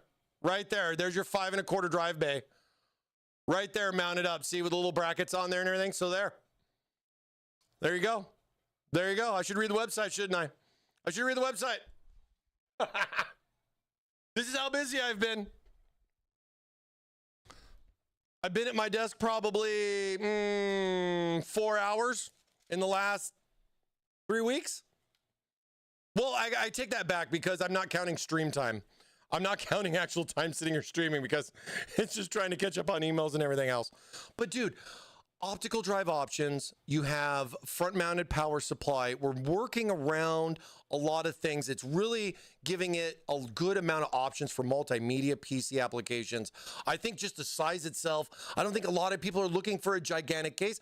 Some definitely are. We have those too, but this kind of fits into something we don't necessarily have today from Thermaltake. Like if you're going to say, well, yeah, you don't have this yet. What do you have compare? I don't have anything comparable to something like this in this size with these kinds of features. It makes it a kind of a unique case for us. And to be fair, size-wise, I mean, yeah, looking at it next to like the TR100, TR100 really does look a lot smaller, but it should. It's mini ITX. You know, it's got options to still slam a giant graphics card in there. You guys were there when Jacob was on the stream and we put a 5090 in a TR100. I mean, it'd be cool to have him here to put a 5090 in this one too, but I know he's real busy with GTC and all that stuff, and hope they're doing well with all those things that are going on there. I mean, DLSS 5 was a big announcement. I mean, they didn't talk about cards or anything, but, we were all hopeful. We'll see what's going to happen. Put in a floppy, go old school. I mean, you could, it's kind of funny too, because it's like you could get like, here's your, your optical drive front panel that can also be utilized. Actually, you know what? But I don't know do I still have one? Here's a 6-inch screen. So there's a 6-inch screen. And then where'd the other panel go? We still got to take that out.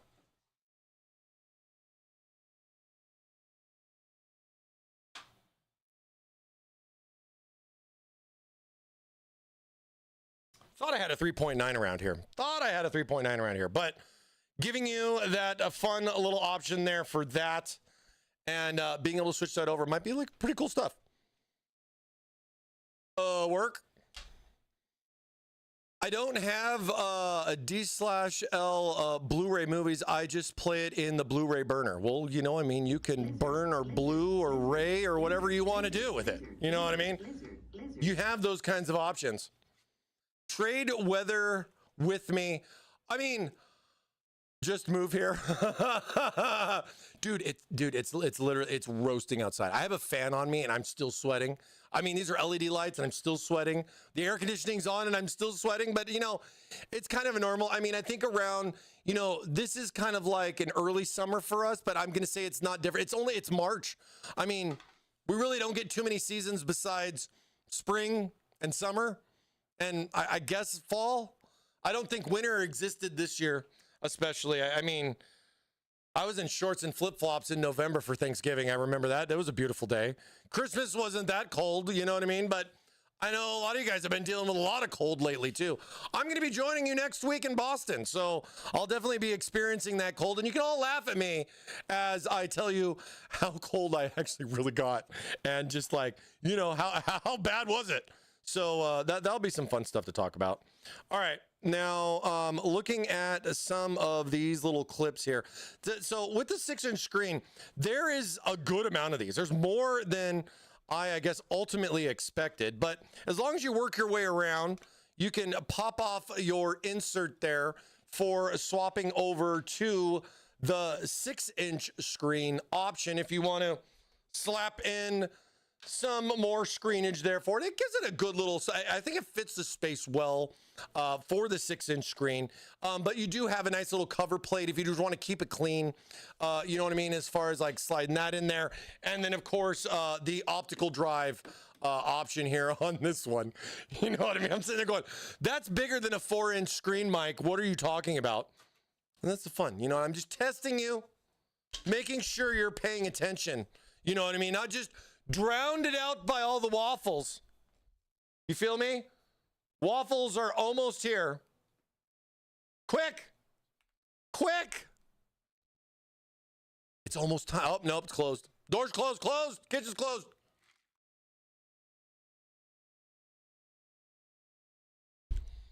You can fix cold with layers. You can't always fix sweat. Well, I mean, I do enjoy the sun. I got sunburnt this weekend watching some softball for the kids.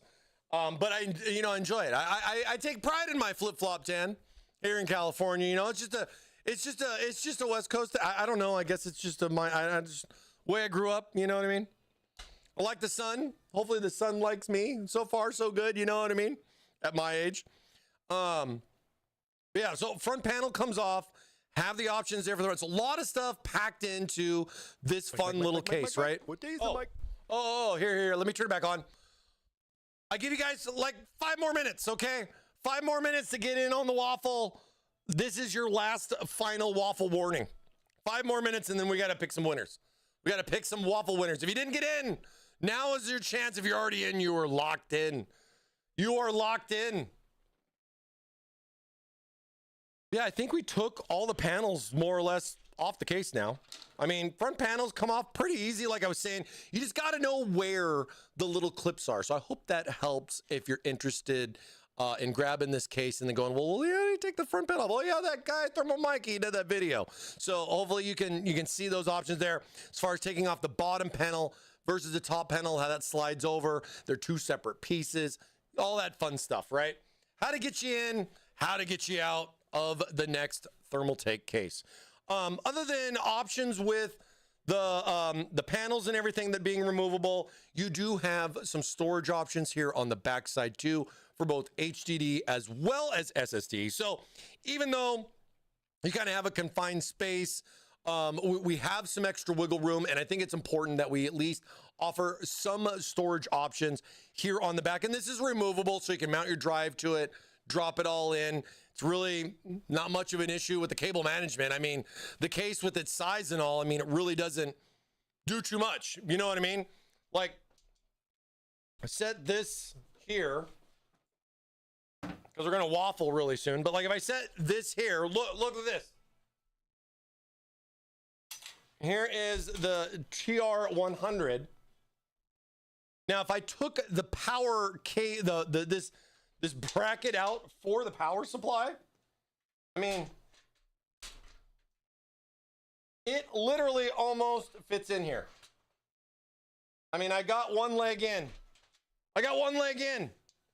You can almost fit this guy in here, dude. It is crazy. I mean, like, the fact that this clears right here is kind of funny. The fact that kind of clears right there is quite funny. But I mean, size-wise, when you go mini versus ATX, I mean, dude, check that out, dude, right? You know what I mean? You can literally almost fit the TR100 inside the 200.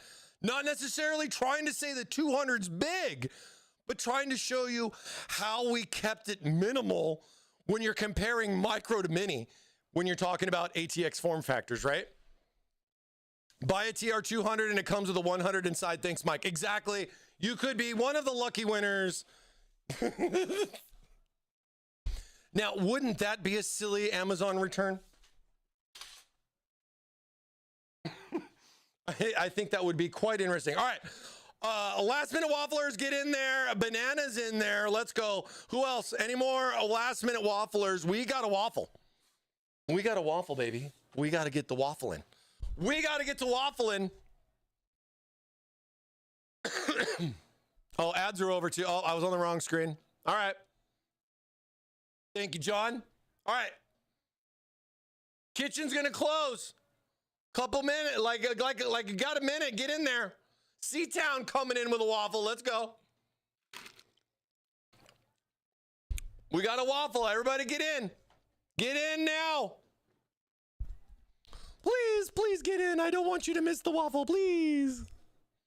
I found some TT fans from 2002. Waffles, tasty waffles. with Dude, lots John, of you got to syrup. send me pics, dude. John, you got to send me pics, dude. I love that OG Thermaltake stuff, dog. You got to send me pics. Let me know. I'm curious what it is. Mike. What day is it, That's Mike? a long freaking time ago, man.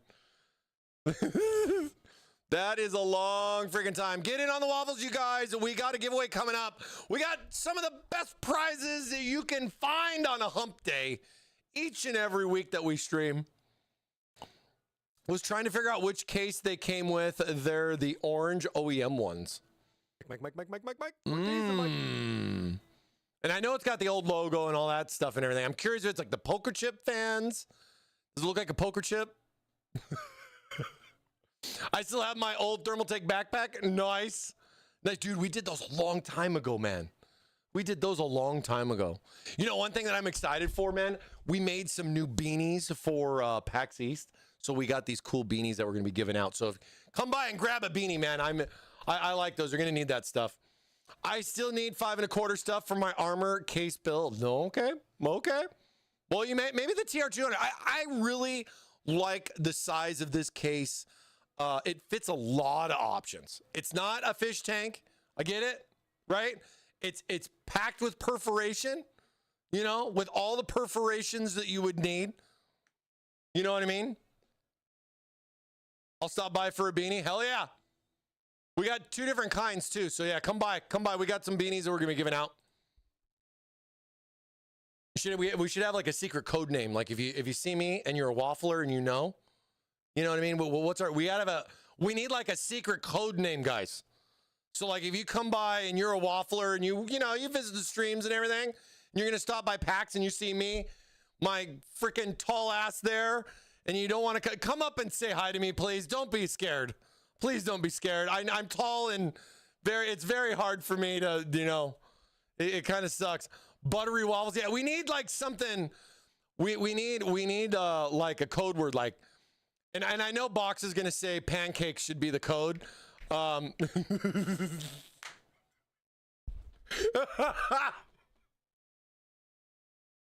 be the secret code word to get an extra special prize from me. Pour some syrup on me. Pour some syrup on me. It should be batter. It should be better batter. Code word is Veronica. Great movie. Oh my God. Batter me up, Daddy. Yeah, something fun like that. You just come up with your own fun little things. I think I'll know who you are. You know what I mean? You don't have to tell me your Twitch name. I don't care. If you want to, you can. I don't care. It'll be funny. It'll be funny. If you say pancakes to me, though, I might give you a dirty look. Is the prize Chippy's leg? Only if Pig shows up. I've been saving it till I see him one day. I've kept it in a special box. Oh, that poor Chippy, man. His poor leg. Is still lost in Tristram to this day right now. Still trying to find Chippy's leg in Tristram right now. Stay a while and listen. I'm still looking for it on the cow level. I can't find either. Exclamation mark moo. Come on. Okay.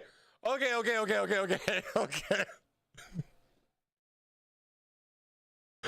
What a mod that would be for Diablo, right? You find Chippy's leg. Those legs are long gone. Who was that? Dude, I can't wait for this movie too. Oh man, that's gonna be so good. All right. Roadkill's the last one. Shutting the doors. Roadkill's the last one in. Sorry, I gave you extra time. I gave you extra time. If you were walking your car or washing your dog or either way around, I gave you extra time. Ooh, you got a golden waffle ticket? Well, let's see. Let's see if Lord Paddington has a golden waffle ticket. Hold on, I got too much crap in my way. Hold on. Comes my favorite part of the stream each and every Wednesday. Favorite part of the stream. All right, you guys ready? Make sure to have some wobster while you wobstin. I have a shellfish allergy, unfortunately, but there's still going to be some really good food there. I'm really excited for that. I'm close to Philly too, I guess. But either way, like I some really good food out there in Boston. But all right, here we go. You guys ready? Are you ready? I was born ready. I was born into it. I was molded by the waffles. Let's go.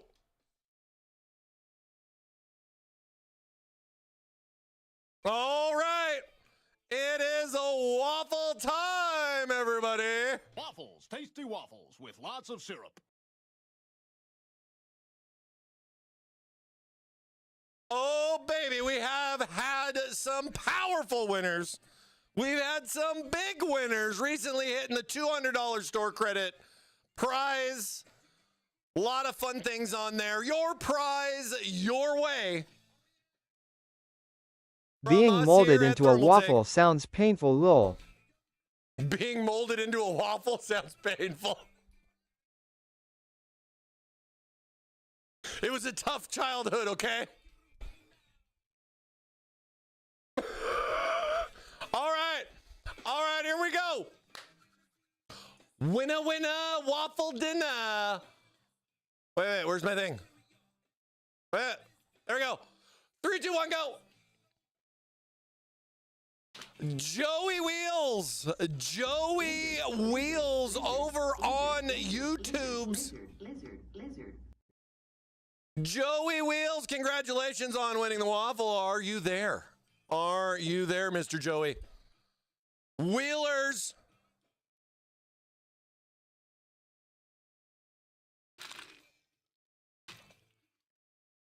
All right, come on, Joey. We'll give you some time.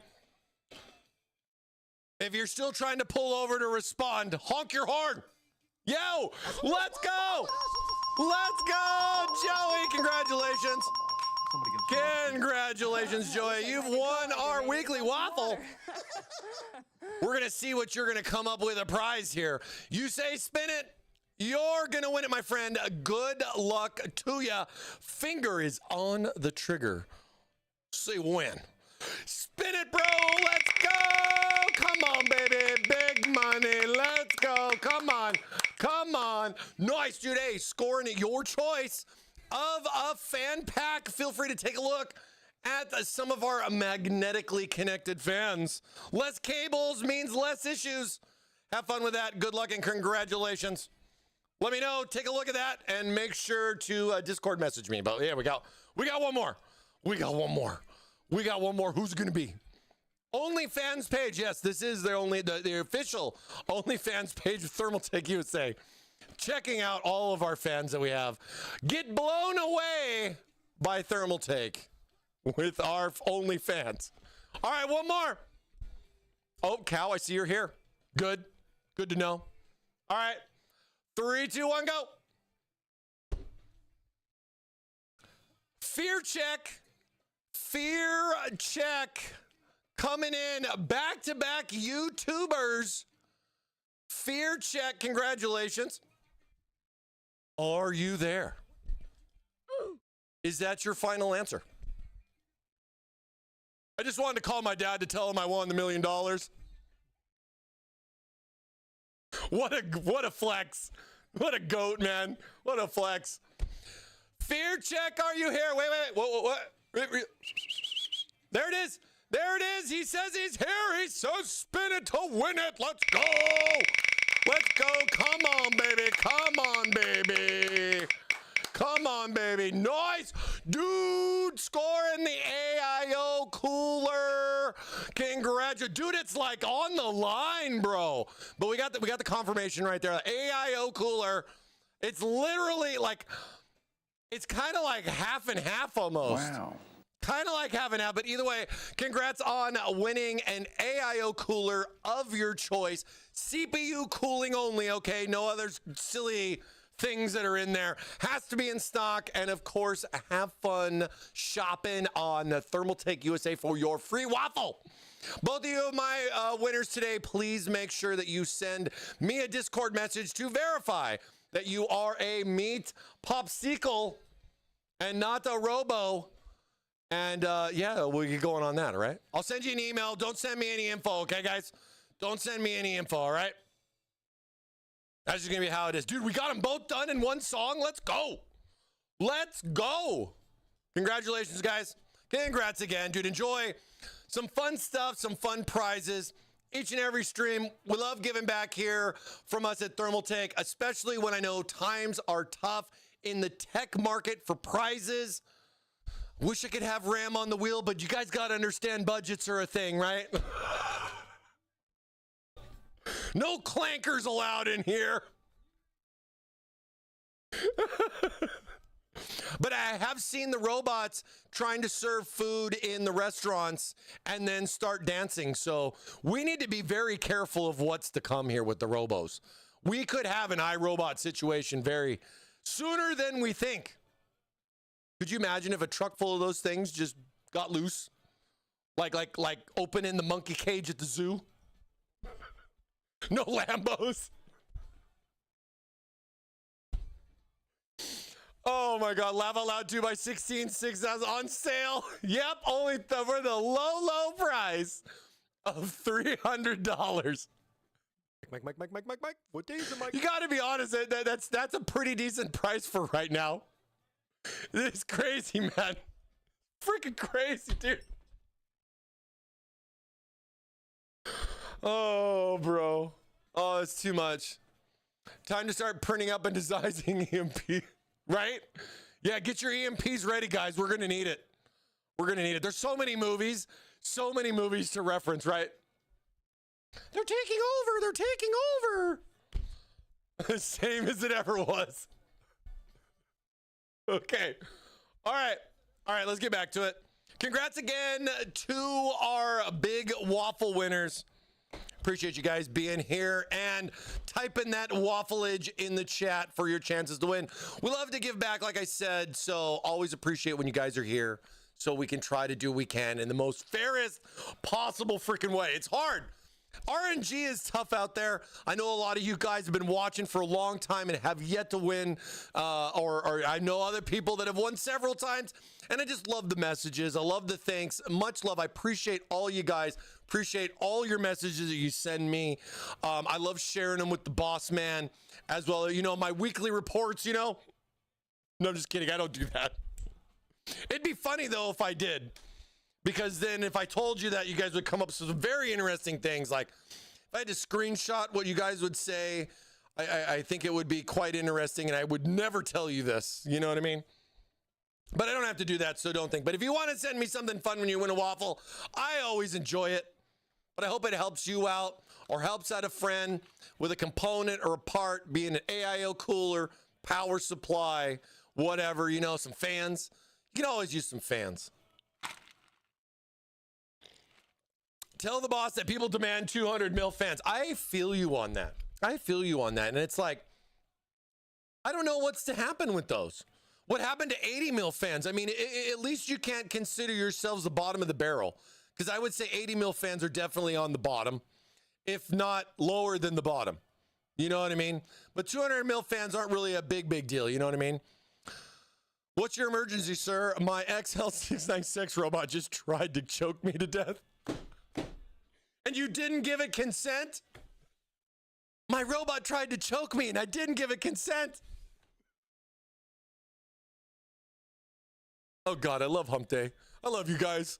I love talking about random stuff while we talk about Thermaltake stuff. It just breaks up the day even more, you know what I mean? Oh my goodness. All right, let me get some more space. Oh, get some more space here. The case is too big. Mike, what day is it, Mike? Need some more space up in here, you know what I mean?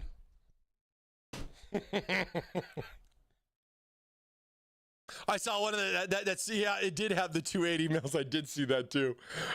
You know, it's interesting how a lot of that was, I mean, pre-120 days, you know what I mean, where they were looking at, you know, different fan sizes and stuff like that, you know.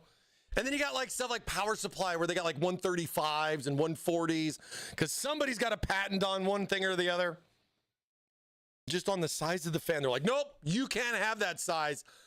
I got a patent on it, you know?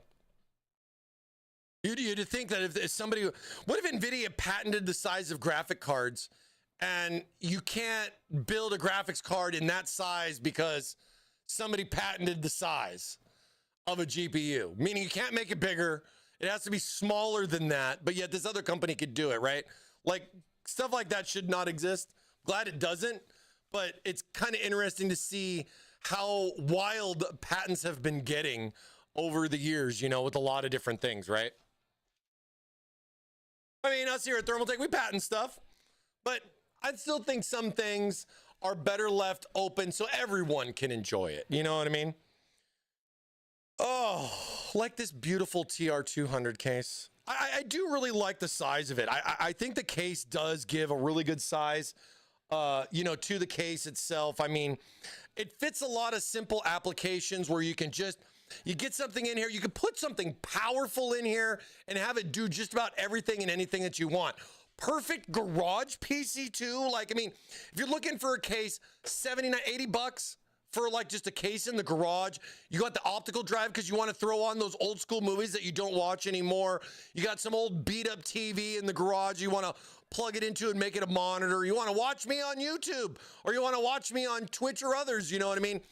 I really like having the TV in the garage kind of thing. I think it really adds a lot to it. I know a lot of them more have like the apps and everything. I mean, I'm not going to be sitting out there gaming in my garage when I have my command center and everything that I have. But you know, that's me. I mean, I am quite the enthusiast when it comes to things like that. So, I mean, you know, it really all kind of matters. I think a lot about the space. And I mean, even if you have more space, I feel like this is going to still kind of fit the needs that you're going to be looking for, you know, even though it's like micro ATX. I mean, I'm not going to try to say the TR300's too big and everything, but this kind of fits in the middle, gives a better balance between like the 100 and the 300 to come. So take a peek. Maybe it might fit your fancy. Who knows? For 80 bucks, can't really ask for too much more, you know, with a case in this type of size. I mean, you know, giving you a lot of options and fitment there with that.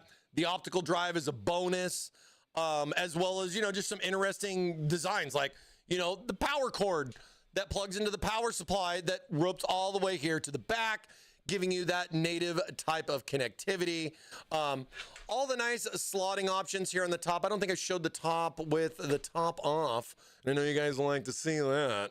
But, you know, getting all the additional slot options that are here so you can see that this does support both 120 and 140 options. It's not an offset or you'd have 4 rows instead of 3. So it's just a 120, 140 stitch, more or less the usual.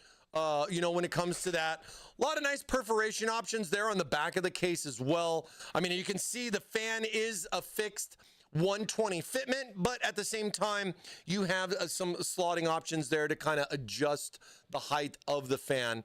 And I mean, you know, the case comes with a single fan, right? There's only one fan in the case. Is that going to be all you're going to need to cool it? No, of course not. But at least giving you something, keeping the cost down versus adding in other things. And I mean, I think a lot of that's going to kind of determine what AIO people go with because they want those fans to match. But I mean, again, like,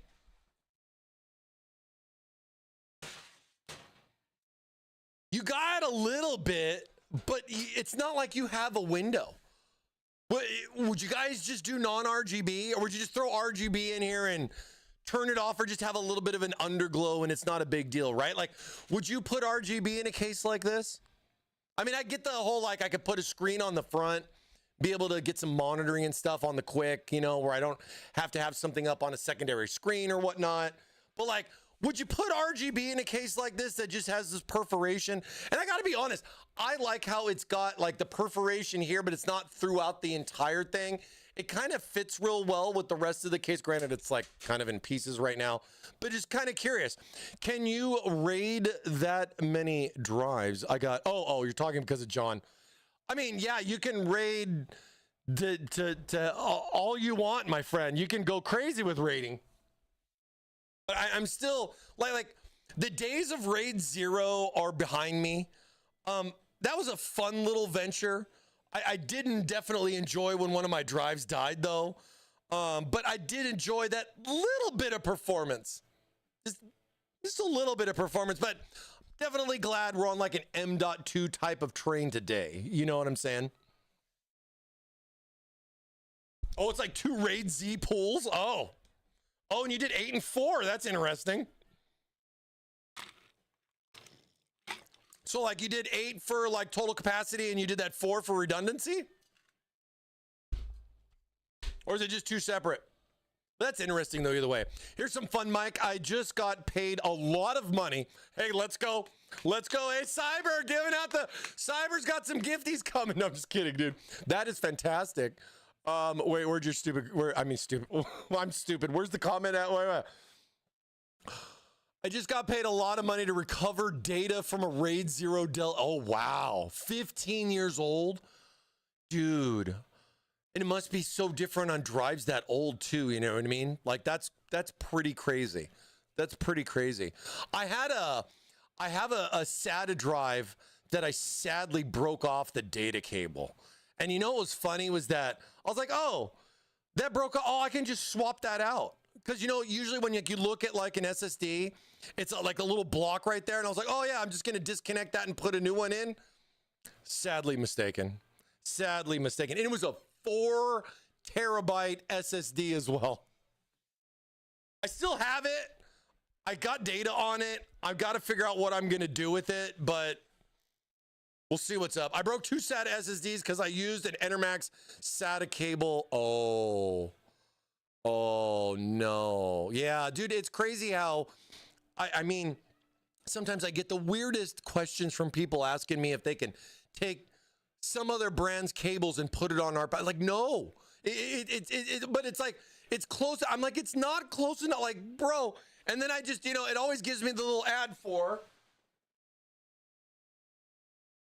hey, if you don't know if your cables work, why don't you take a look at the new Dr. Power 3? Yeah, the Dr. Power 3, now with a color screen. Hey, this bad boy right here can plug everything in so you don't fry everything yourself because you're too lazy to check what cables and or like to cut so many corners, it's almost a circle.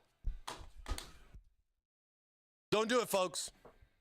Don't do it, folks.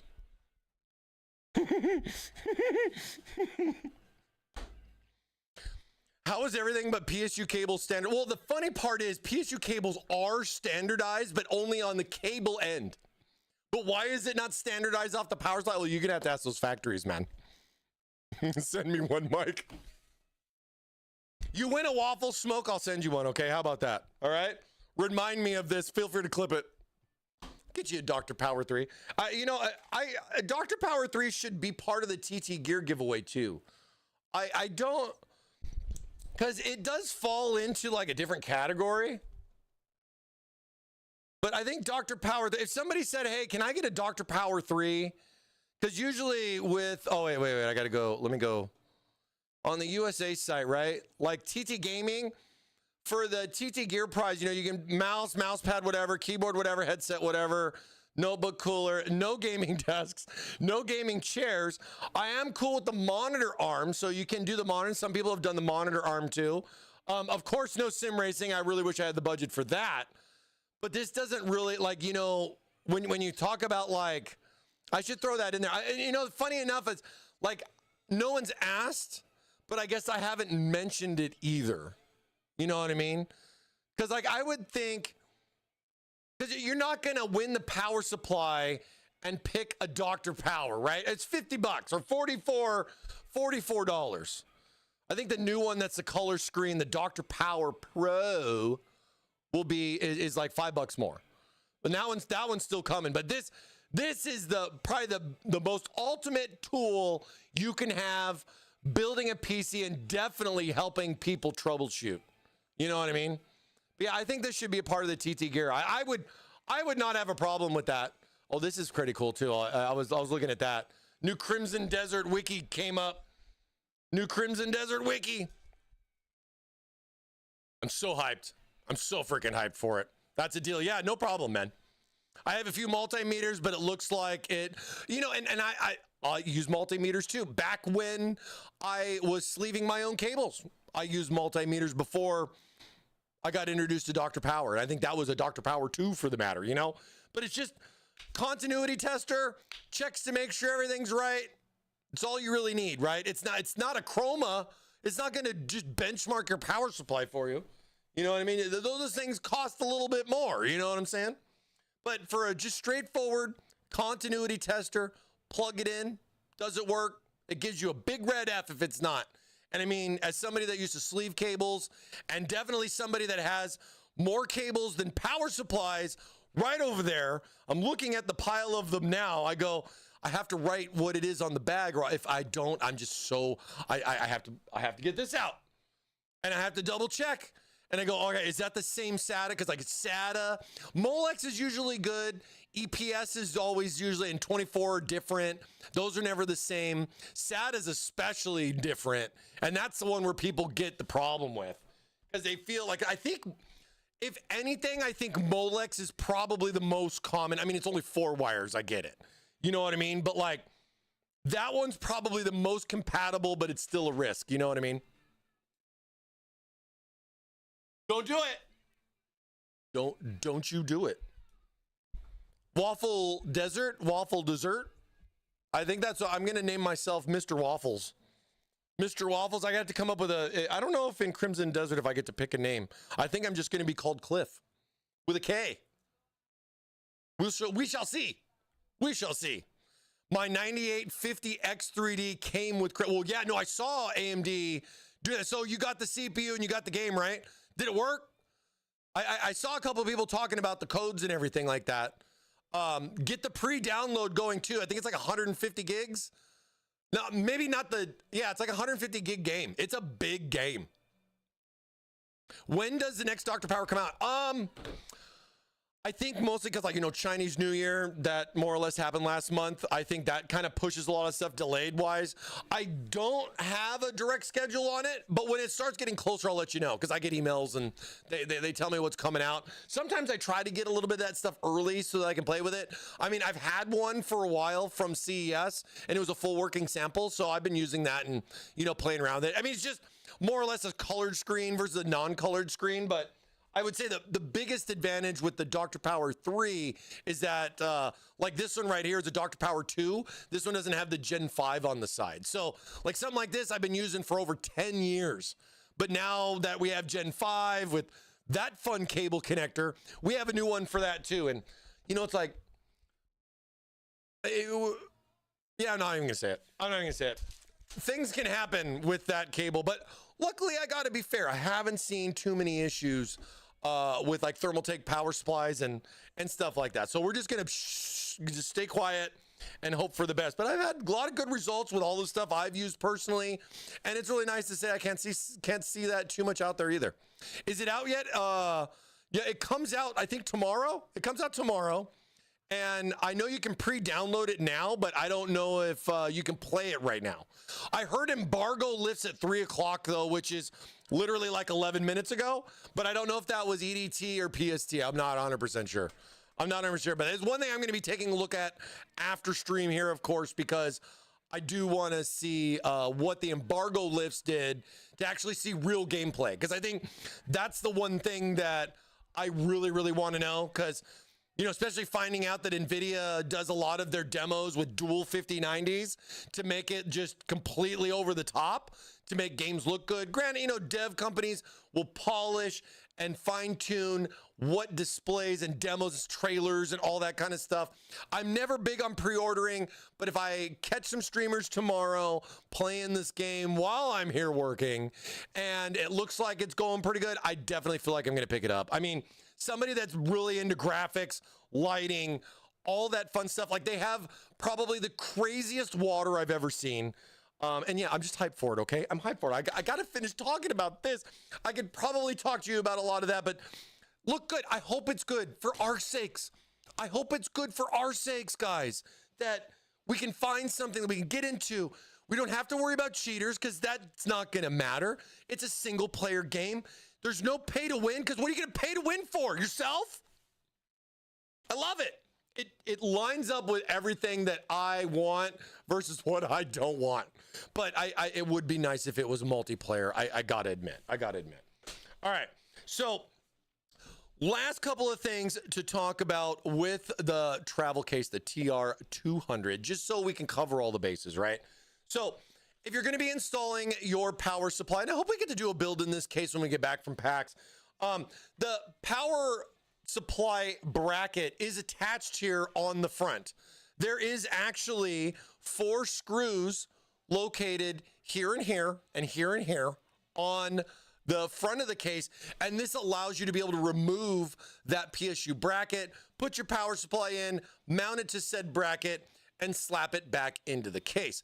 Now, one thing to consider though with the way the power supply mounts is that this cable connection, and the one thing that I wanted to look at that I haven't really gotten to kind of get all the you know, touch it everywhere kind of thing, but it's like, am I limited to just plugging in on the top? It definitely looks like I have some length to be able to plug it down in the bottom, depending on, you know, what orientation. But like, think about it though. Would you really want your cables pointing up? So I don't really think so. So I feel like this is going to be something that's going to plug in through the top. I was just trying to be funny there with that, by the way.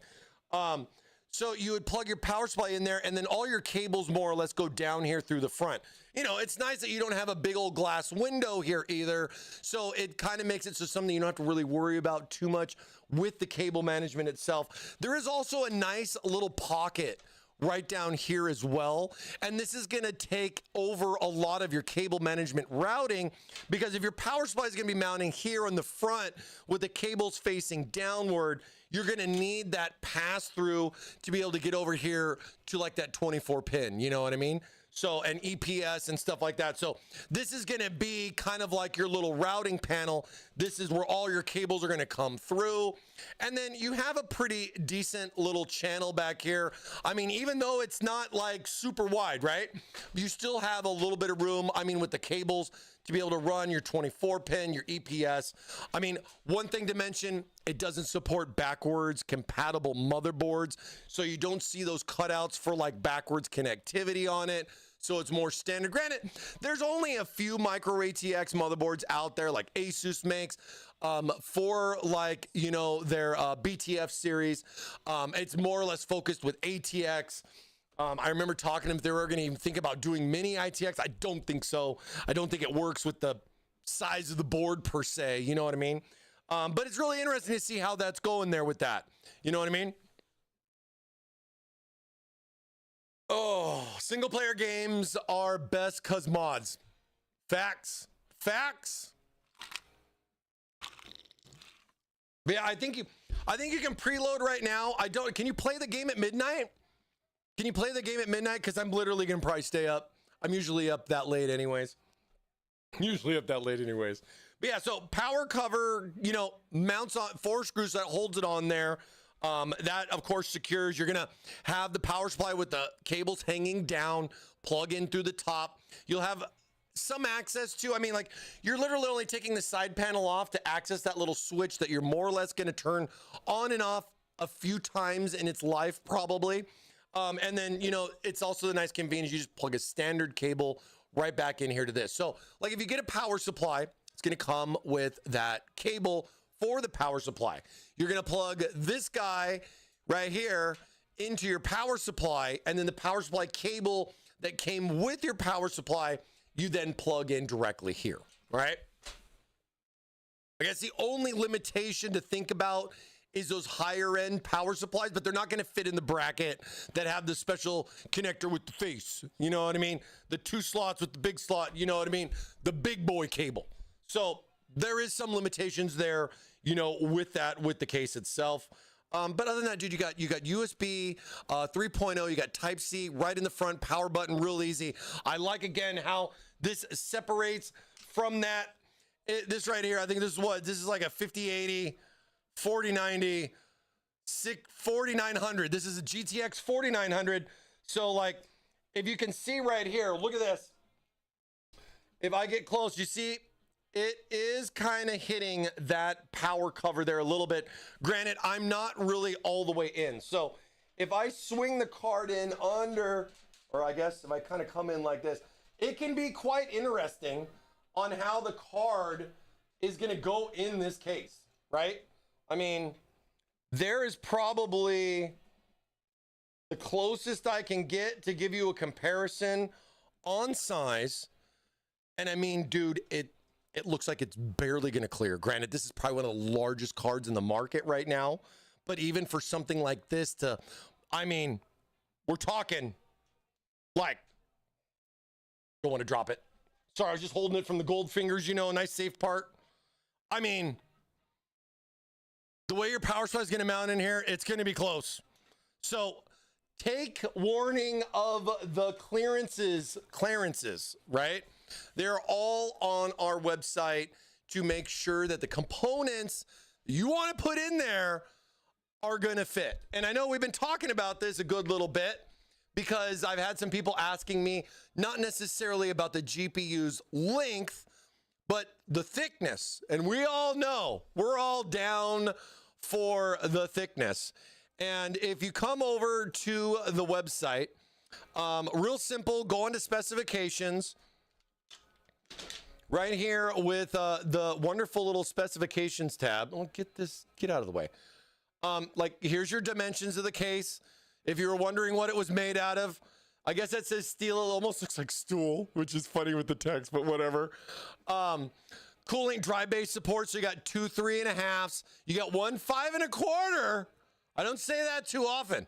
You got 1 5 1/4, 2 2.5s, 1 3.5, and 1 5.25. So that basically means that you can either fit 2 SSDs on the bracket or a single 3.5 HDD on the bracket, plus have the optical drive option. So kind of just, you know, breaking down those kind of things. Come down here. Here's your motherboards. Normal stuff. Wait, why does that say 9.6? Wait.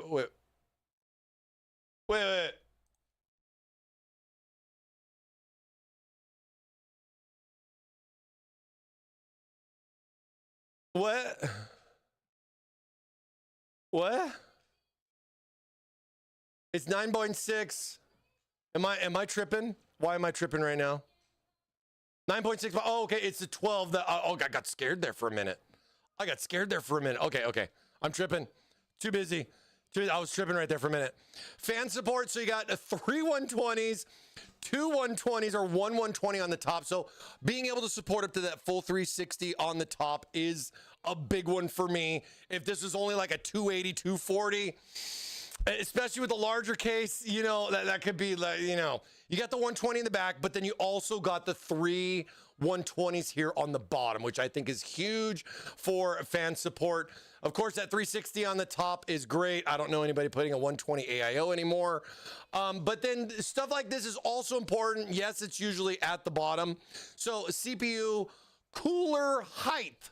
So when they talk about the height of the card, they're talking about the height of the card. You see how on this card, the bracket stops here. The card keeps going. A classic Asus thing for their bigger cards, but like they're talking about the height of the card this way, this would be the thickness of the card, not the height of the card. Even though I know it's in this way, not this way, this is still, this is your length, this is your width, and this is your height, right? L, W, and H, okay? Just so we're clear. So 175 millimeters for CP cooler height. VGA goes up to 365. So what is that? What is that? Let's see. MM to IN. So 365, 14.3, right? 14.3. This card right here is 14.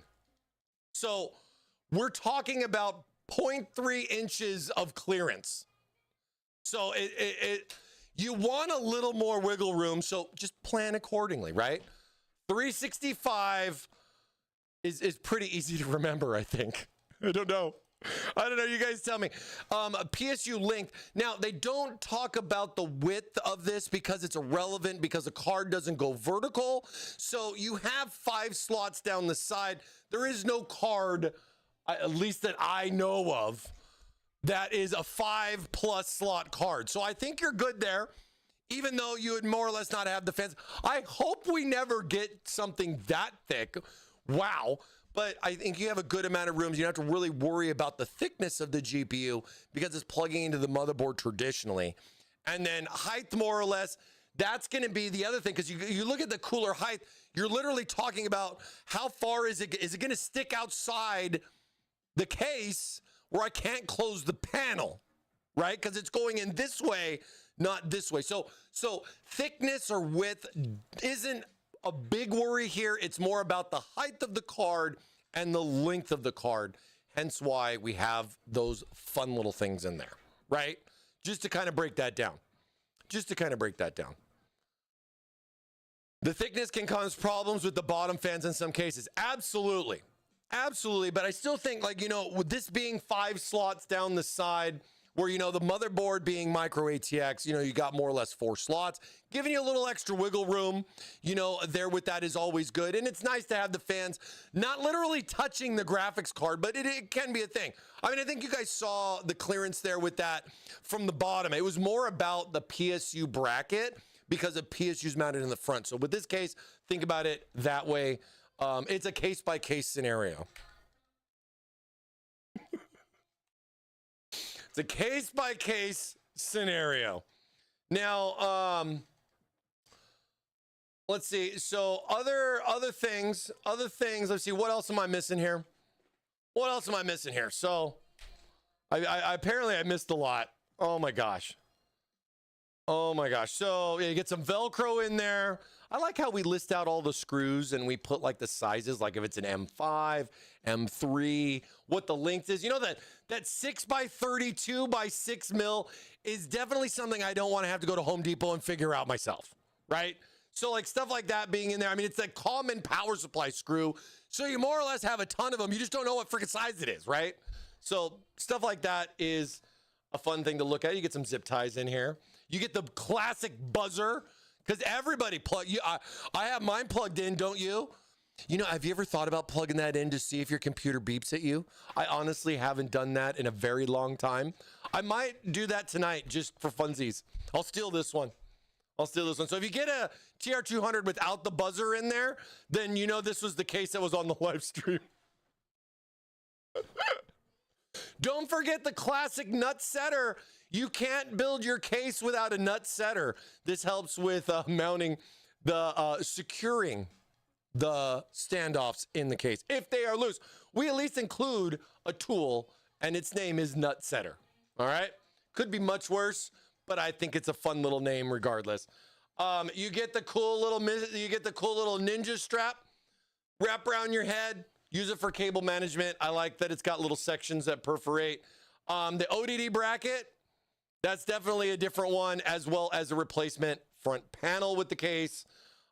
Dimensions of said panels are all right here. So like, if you guys are curious about this, definitely take a look at the manual a little bit more. We give little breakdowns as far as what stuff's going to fit and where. with the case on here too. And, you know, just a couple little, like, you know, the little line drawing, the visuals. I mean, stuff like cooler height and everything's important, 175 mils if you do plan to go with an air cooler. I could see some people doing air cooling on this case too, and then just running 3 fans of exhaust on the top and 3 fans of intake on the bottom. I could definitely see somebody going that route and not really having to do too much. You know what I mean? And then we get to go outside, temps in Celsius, and we get confused. This is true. We're used to it by now, though, and everything. I think it's funny when the people come over here and they get all confused, though, because I do the same thing over there, and it's just, yeah, what do you expect? You know what I mean? Some interesting things here with the power, too. So when you look at the power supply rack, it offers 4 positions of adjustment. So if we get into doing a build in the case, I'll break that down so I can show how the mounting goes for the power supply. We give a nice little illustration over here as far as your PSU positioning. PSU positioning. There are 4 different positionings for the power supply based on the power supply size. So your PSU max length is 258 mil, max. But then you also have options for 160 like SFX versus like ATX power supplies. So you can do different options. And there's 4 different ways that it can be mounted more or less in the case. A very unique thing for this kind of case, and one of the first in a long time, if not ever, because I honestly can't remember when it was in the front. I definitely remember when it was on the top in the back. But something like front mounted is not a common thing that we normally do. Here's the clips that I was talking about, you know, making sure that you press the clips in to remove that. So I wanted to make sure I cover that. Definitely don't want you guys breaking clips off, especially when you're first getting your hands on the case. Those things I always really like to cover. The other thing that's nice too, that I didn't talk about, let me show real quick, is last but not least, and the same thing with the 100, which I think is really, really cool. There is a single screw here on the back of the bottom panel. And then I believe, yeah, the bottom panel is also fully removable. So I can take the bottom panel completely out. I can mount my fans right here on the panel itself, and then just put the whole bottom back into the case. If I got magnet fans, it makes it even easier. You know what I mean? But like the fact that the floor comes out is a very unique thing to the TR series as well. The 100 did it too. And I thought it was like a cool little thing that just the bottom comes off, because it's not something you normally see with a lot of cases, right? And it really opens the door to just about any other thing that you would complain about, saying, I don't have enough room to be able to do stuff. So, I mean, you know, options like that are always fun. I like how cases can break down very simple like that, just the same. The other thing too, with the case, depending on the way you do the configuration, let me see if they come back over here to the storage real quick, just to kind of cover all the other stuff.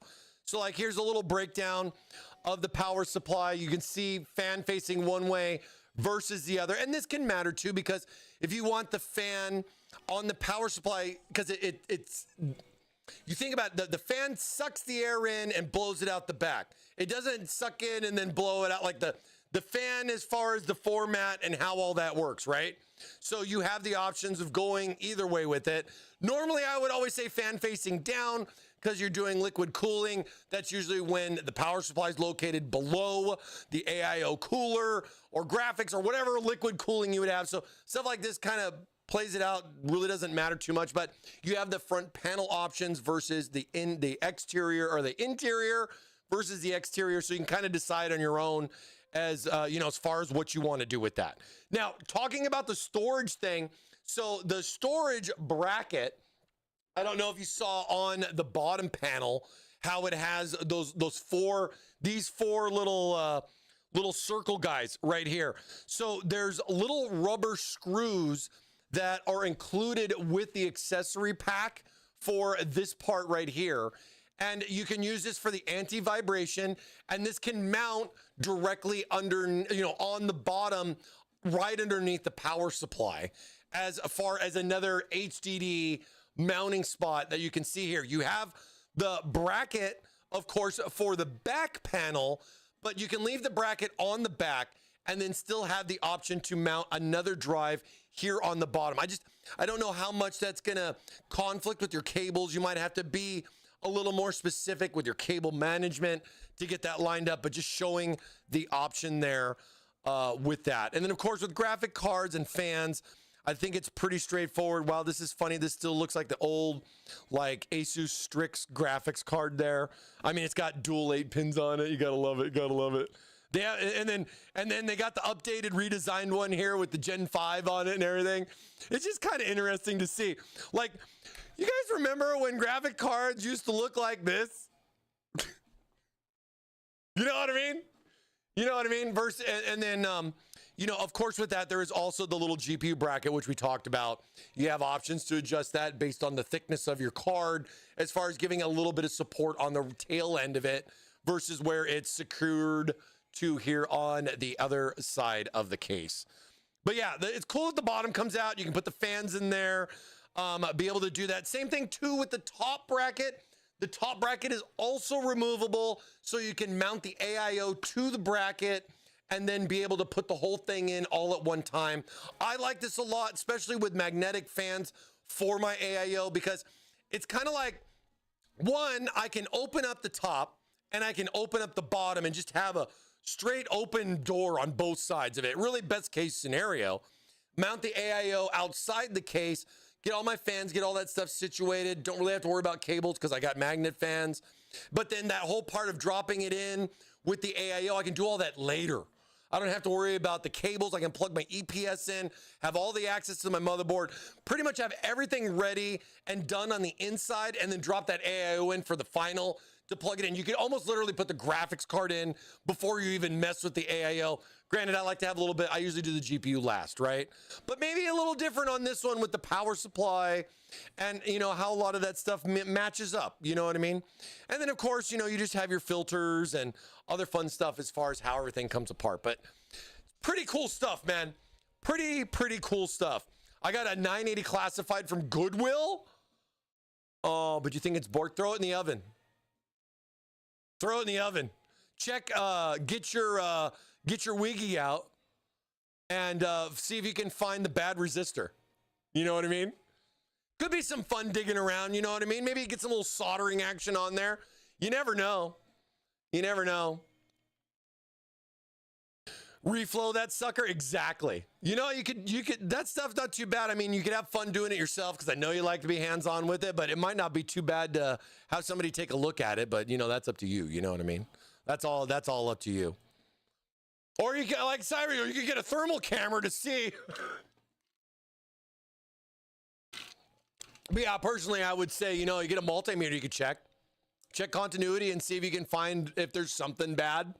Tough to say. I mean, dude, you got it for free. I mean, what are you going to do with it? To be fair, I just mounted on the wall. You probably didn't pay that much for it, and it's more about the looks than the function at this point. You know what I mean? I got 980 Ti's still in this system. My last SLI build that I did, it's got my classified Z97 motherboard with my Devil's Canyon 4950K. I think that's what it was. Devil's Canyon 4950X. K? No, I think it was a K. Way back. Still rocking and rolling. 10 years old now. Crazy. My first mod, man. But yeah, you can toaster oven it, or just go get a toaster oven from Goodwill full with it. You know, see if you can get a deal for both. But yeah, I can definitely see people fixing stuff like that. You just pull the circuit board out and just throw it in there. You know, I definitely see that, man. I could definitely see that. I had bad luck with my 980 Ti's, my ties. Voltage controller didn't work right. So, oh, that sucks. I mean, I honestly haven't gamed on that PC in a very long time. It's super due for like a full clean out. Like, I'm waiting for it to break more or less to use it as like a case. But you know what's crazy? The pump is still going. And I think that's probably the biggest thing for me. The frickin' pump on this is 8 years old. I replaced it one time. It died within a couple of years. And then this one has just been the same laying D5 awesomeness for almost a decade. Still churning and flowing in there. I mean, I honestly can't remember the last time I put coolant in there. You know what I mean? I can't honestly remember the last time I put coolant in. It's been pretty much around the same. It's crazy to think. My last SLI built, but 980 Ti's. I think I saw the memory of that pop up when I got the cards like last week. Oh, but yeah, take a look at the TR200 micro case here from Thermaltake. We got these both with wood and without. Hope you guys are interested in it if it's going to fit your fancy for the space that you may need. $79 and $89 for the wood series. TR200 micro ATX case coming out soon. We should have, dude, Chewbacca's going crazy right now. We should have more information, have it up on the website here in a little bit. Damn, I've had EKD5s break in less than a year. Dude, I don't know what to tell you, man. I didn't cherry pick it. There's no way to bin D5s that I know of. I just know that from my experience with a D5 pump, because I've used a lot of them over the years, if something's up with that pump, you're going to find out, I would say, within the first year, maybe 2.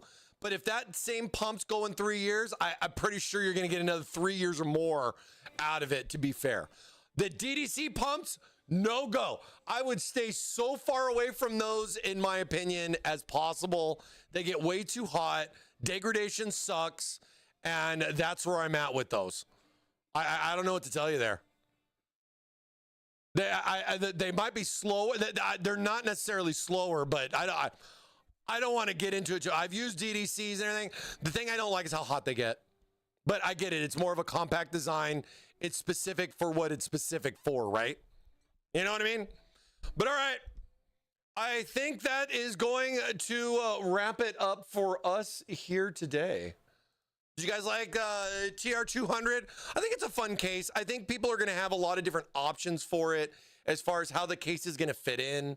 I think it's going to give a unique option for certain people that, like, not necessarily for your main computer PC, but other like secondary kind of things. So I'm kind of excited to see what people think of stuff like that. You know what I mean? And yeah, take a look. We should have more information on that soon. Of course, it is up on thermaltake.com. If you guys want to check, again, smaller cases like this, make sure you check all of your clearances. And, you know, because graphic cards are definitely not getting smaller. You know what I mean? All right. Happy hump day, everybody. Thanks again. A shout out to all of you wafflers. Appreciate all the new follows. Thank you guys so much for the subscriptions as well. And GG's to our 2 waffle winners. We're off to PAX next week. We'll see if we're going to be back for April 1st for the stream. Stay tuned, you guys. We'll see you next time. Latest.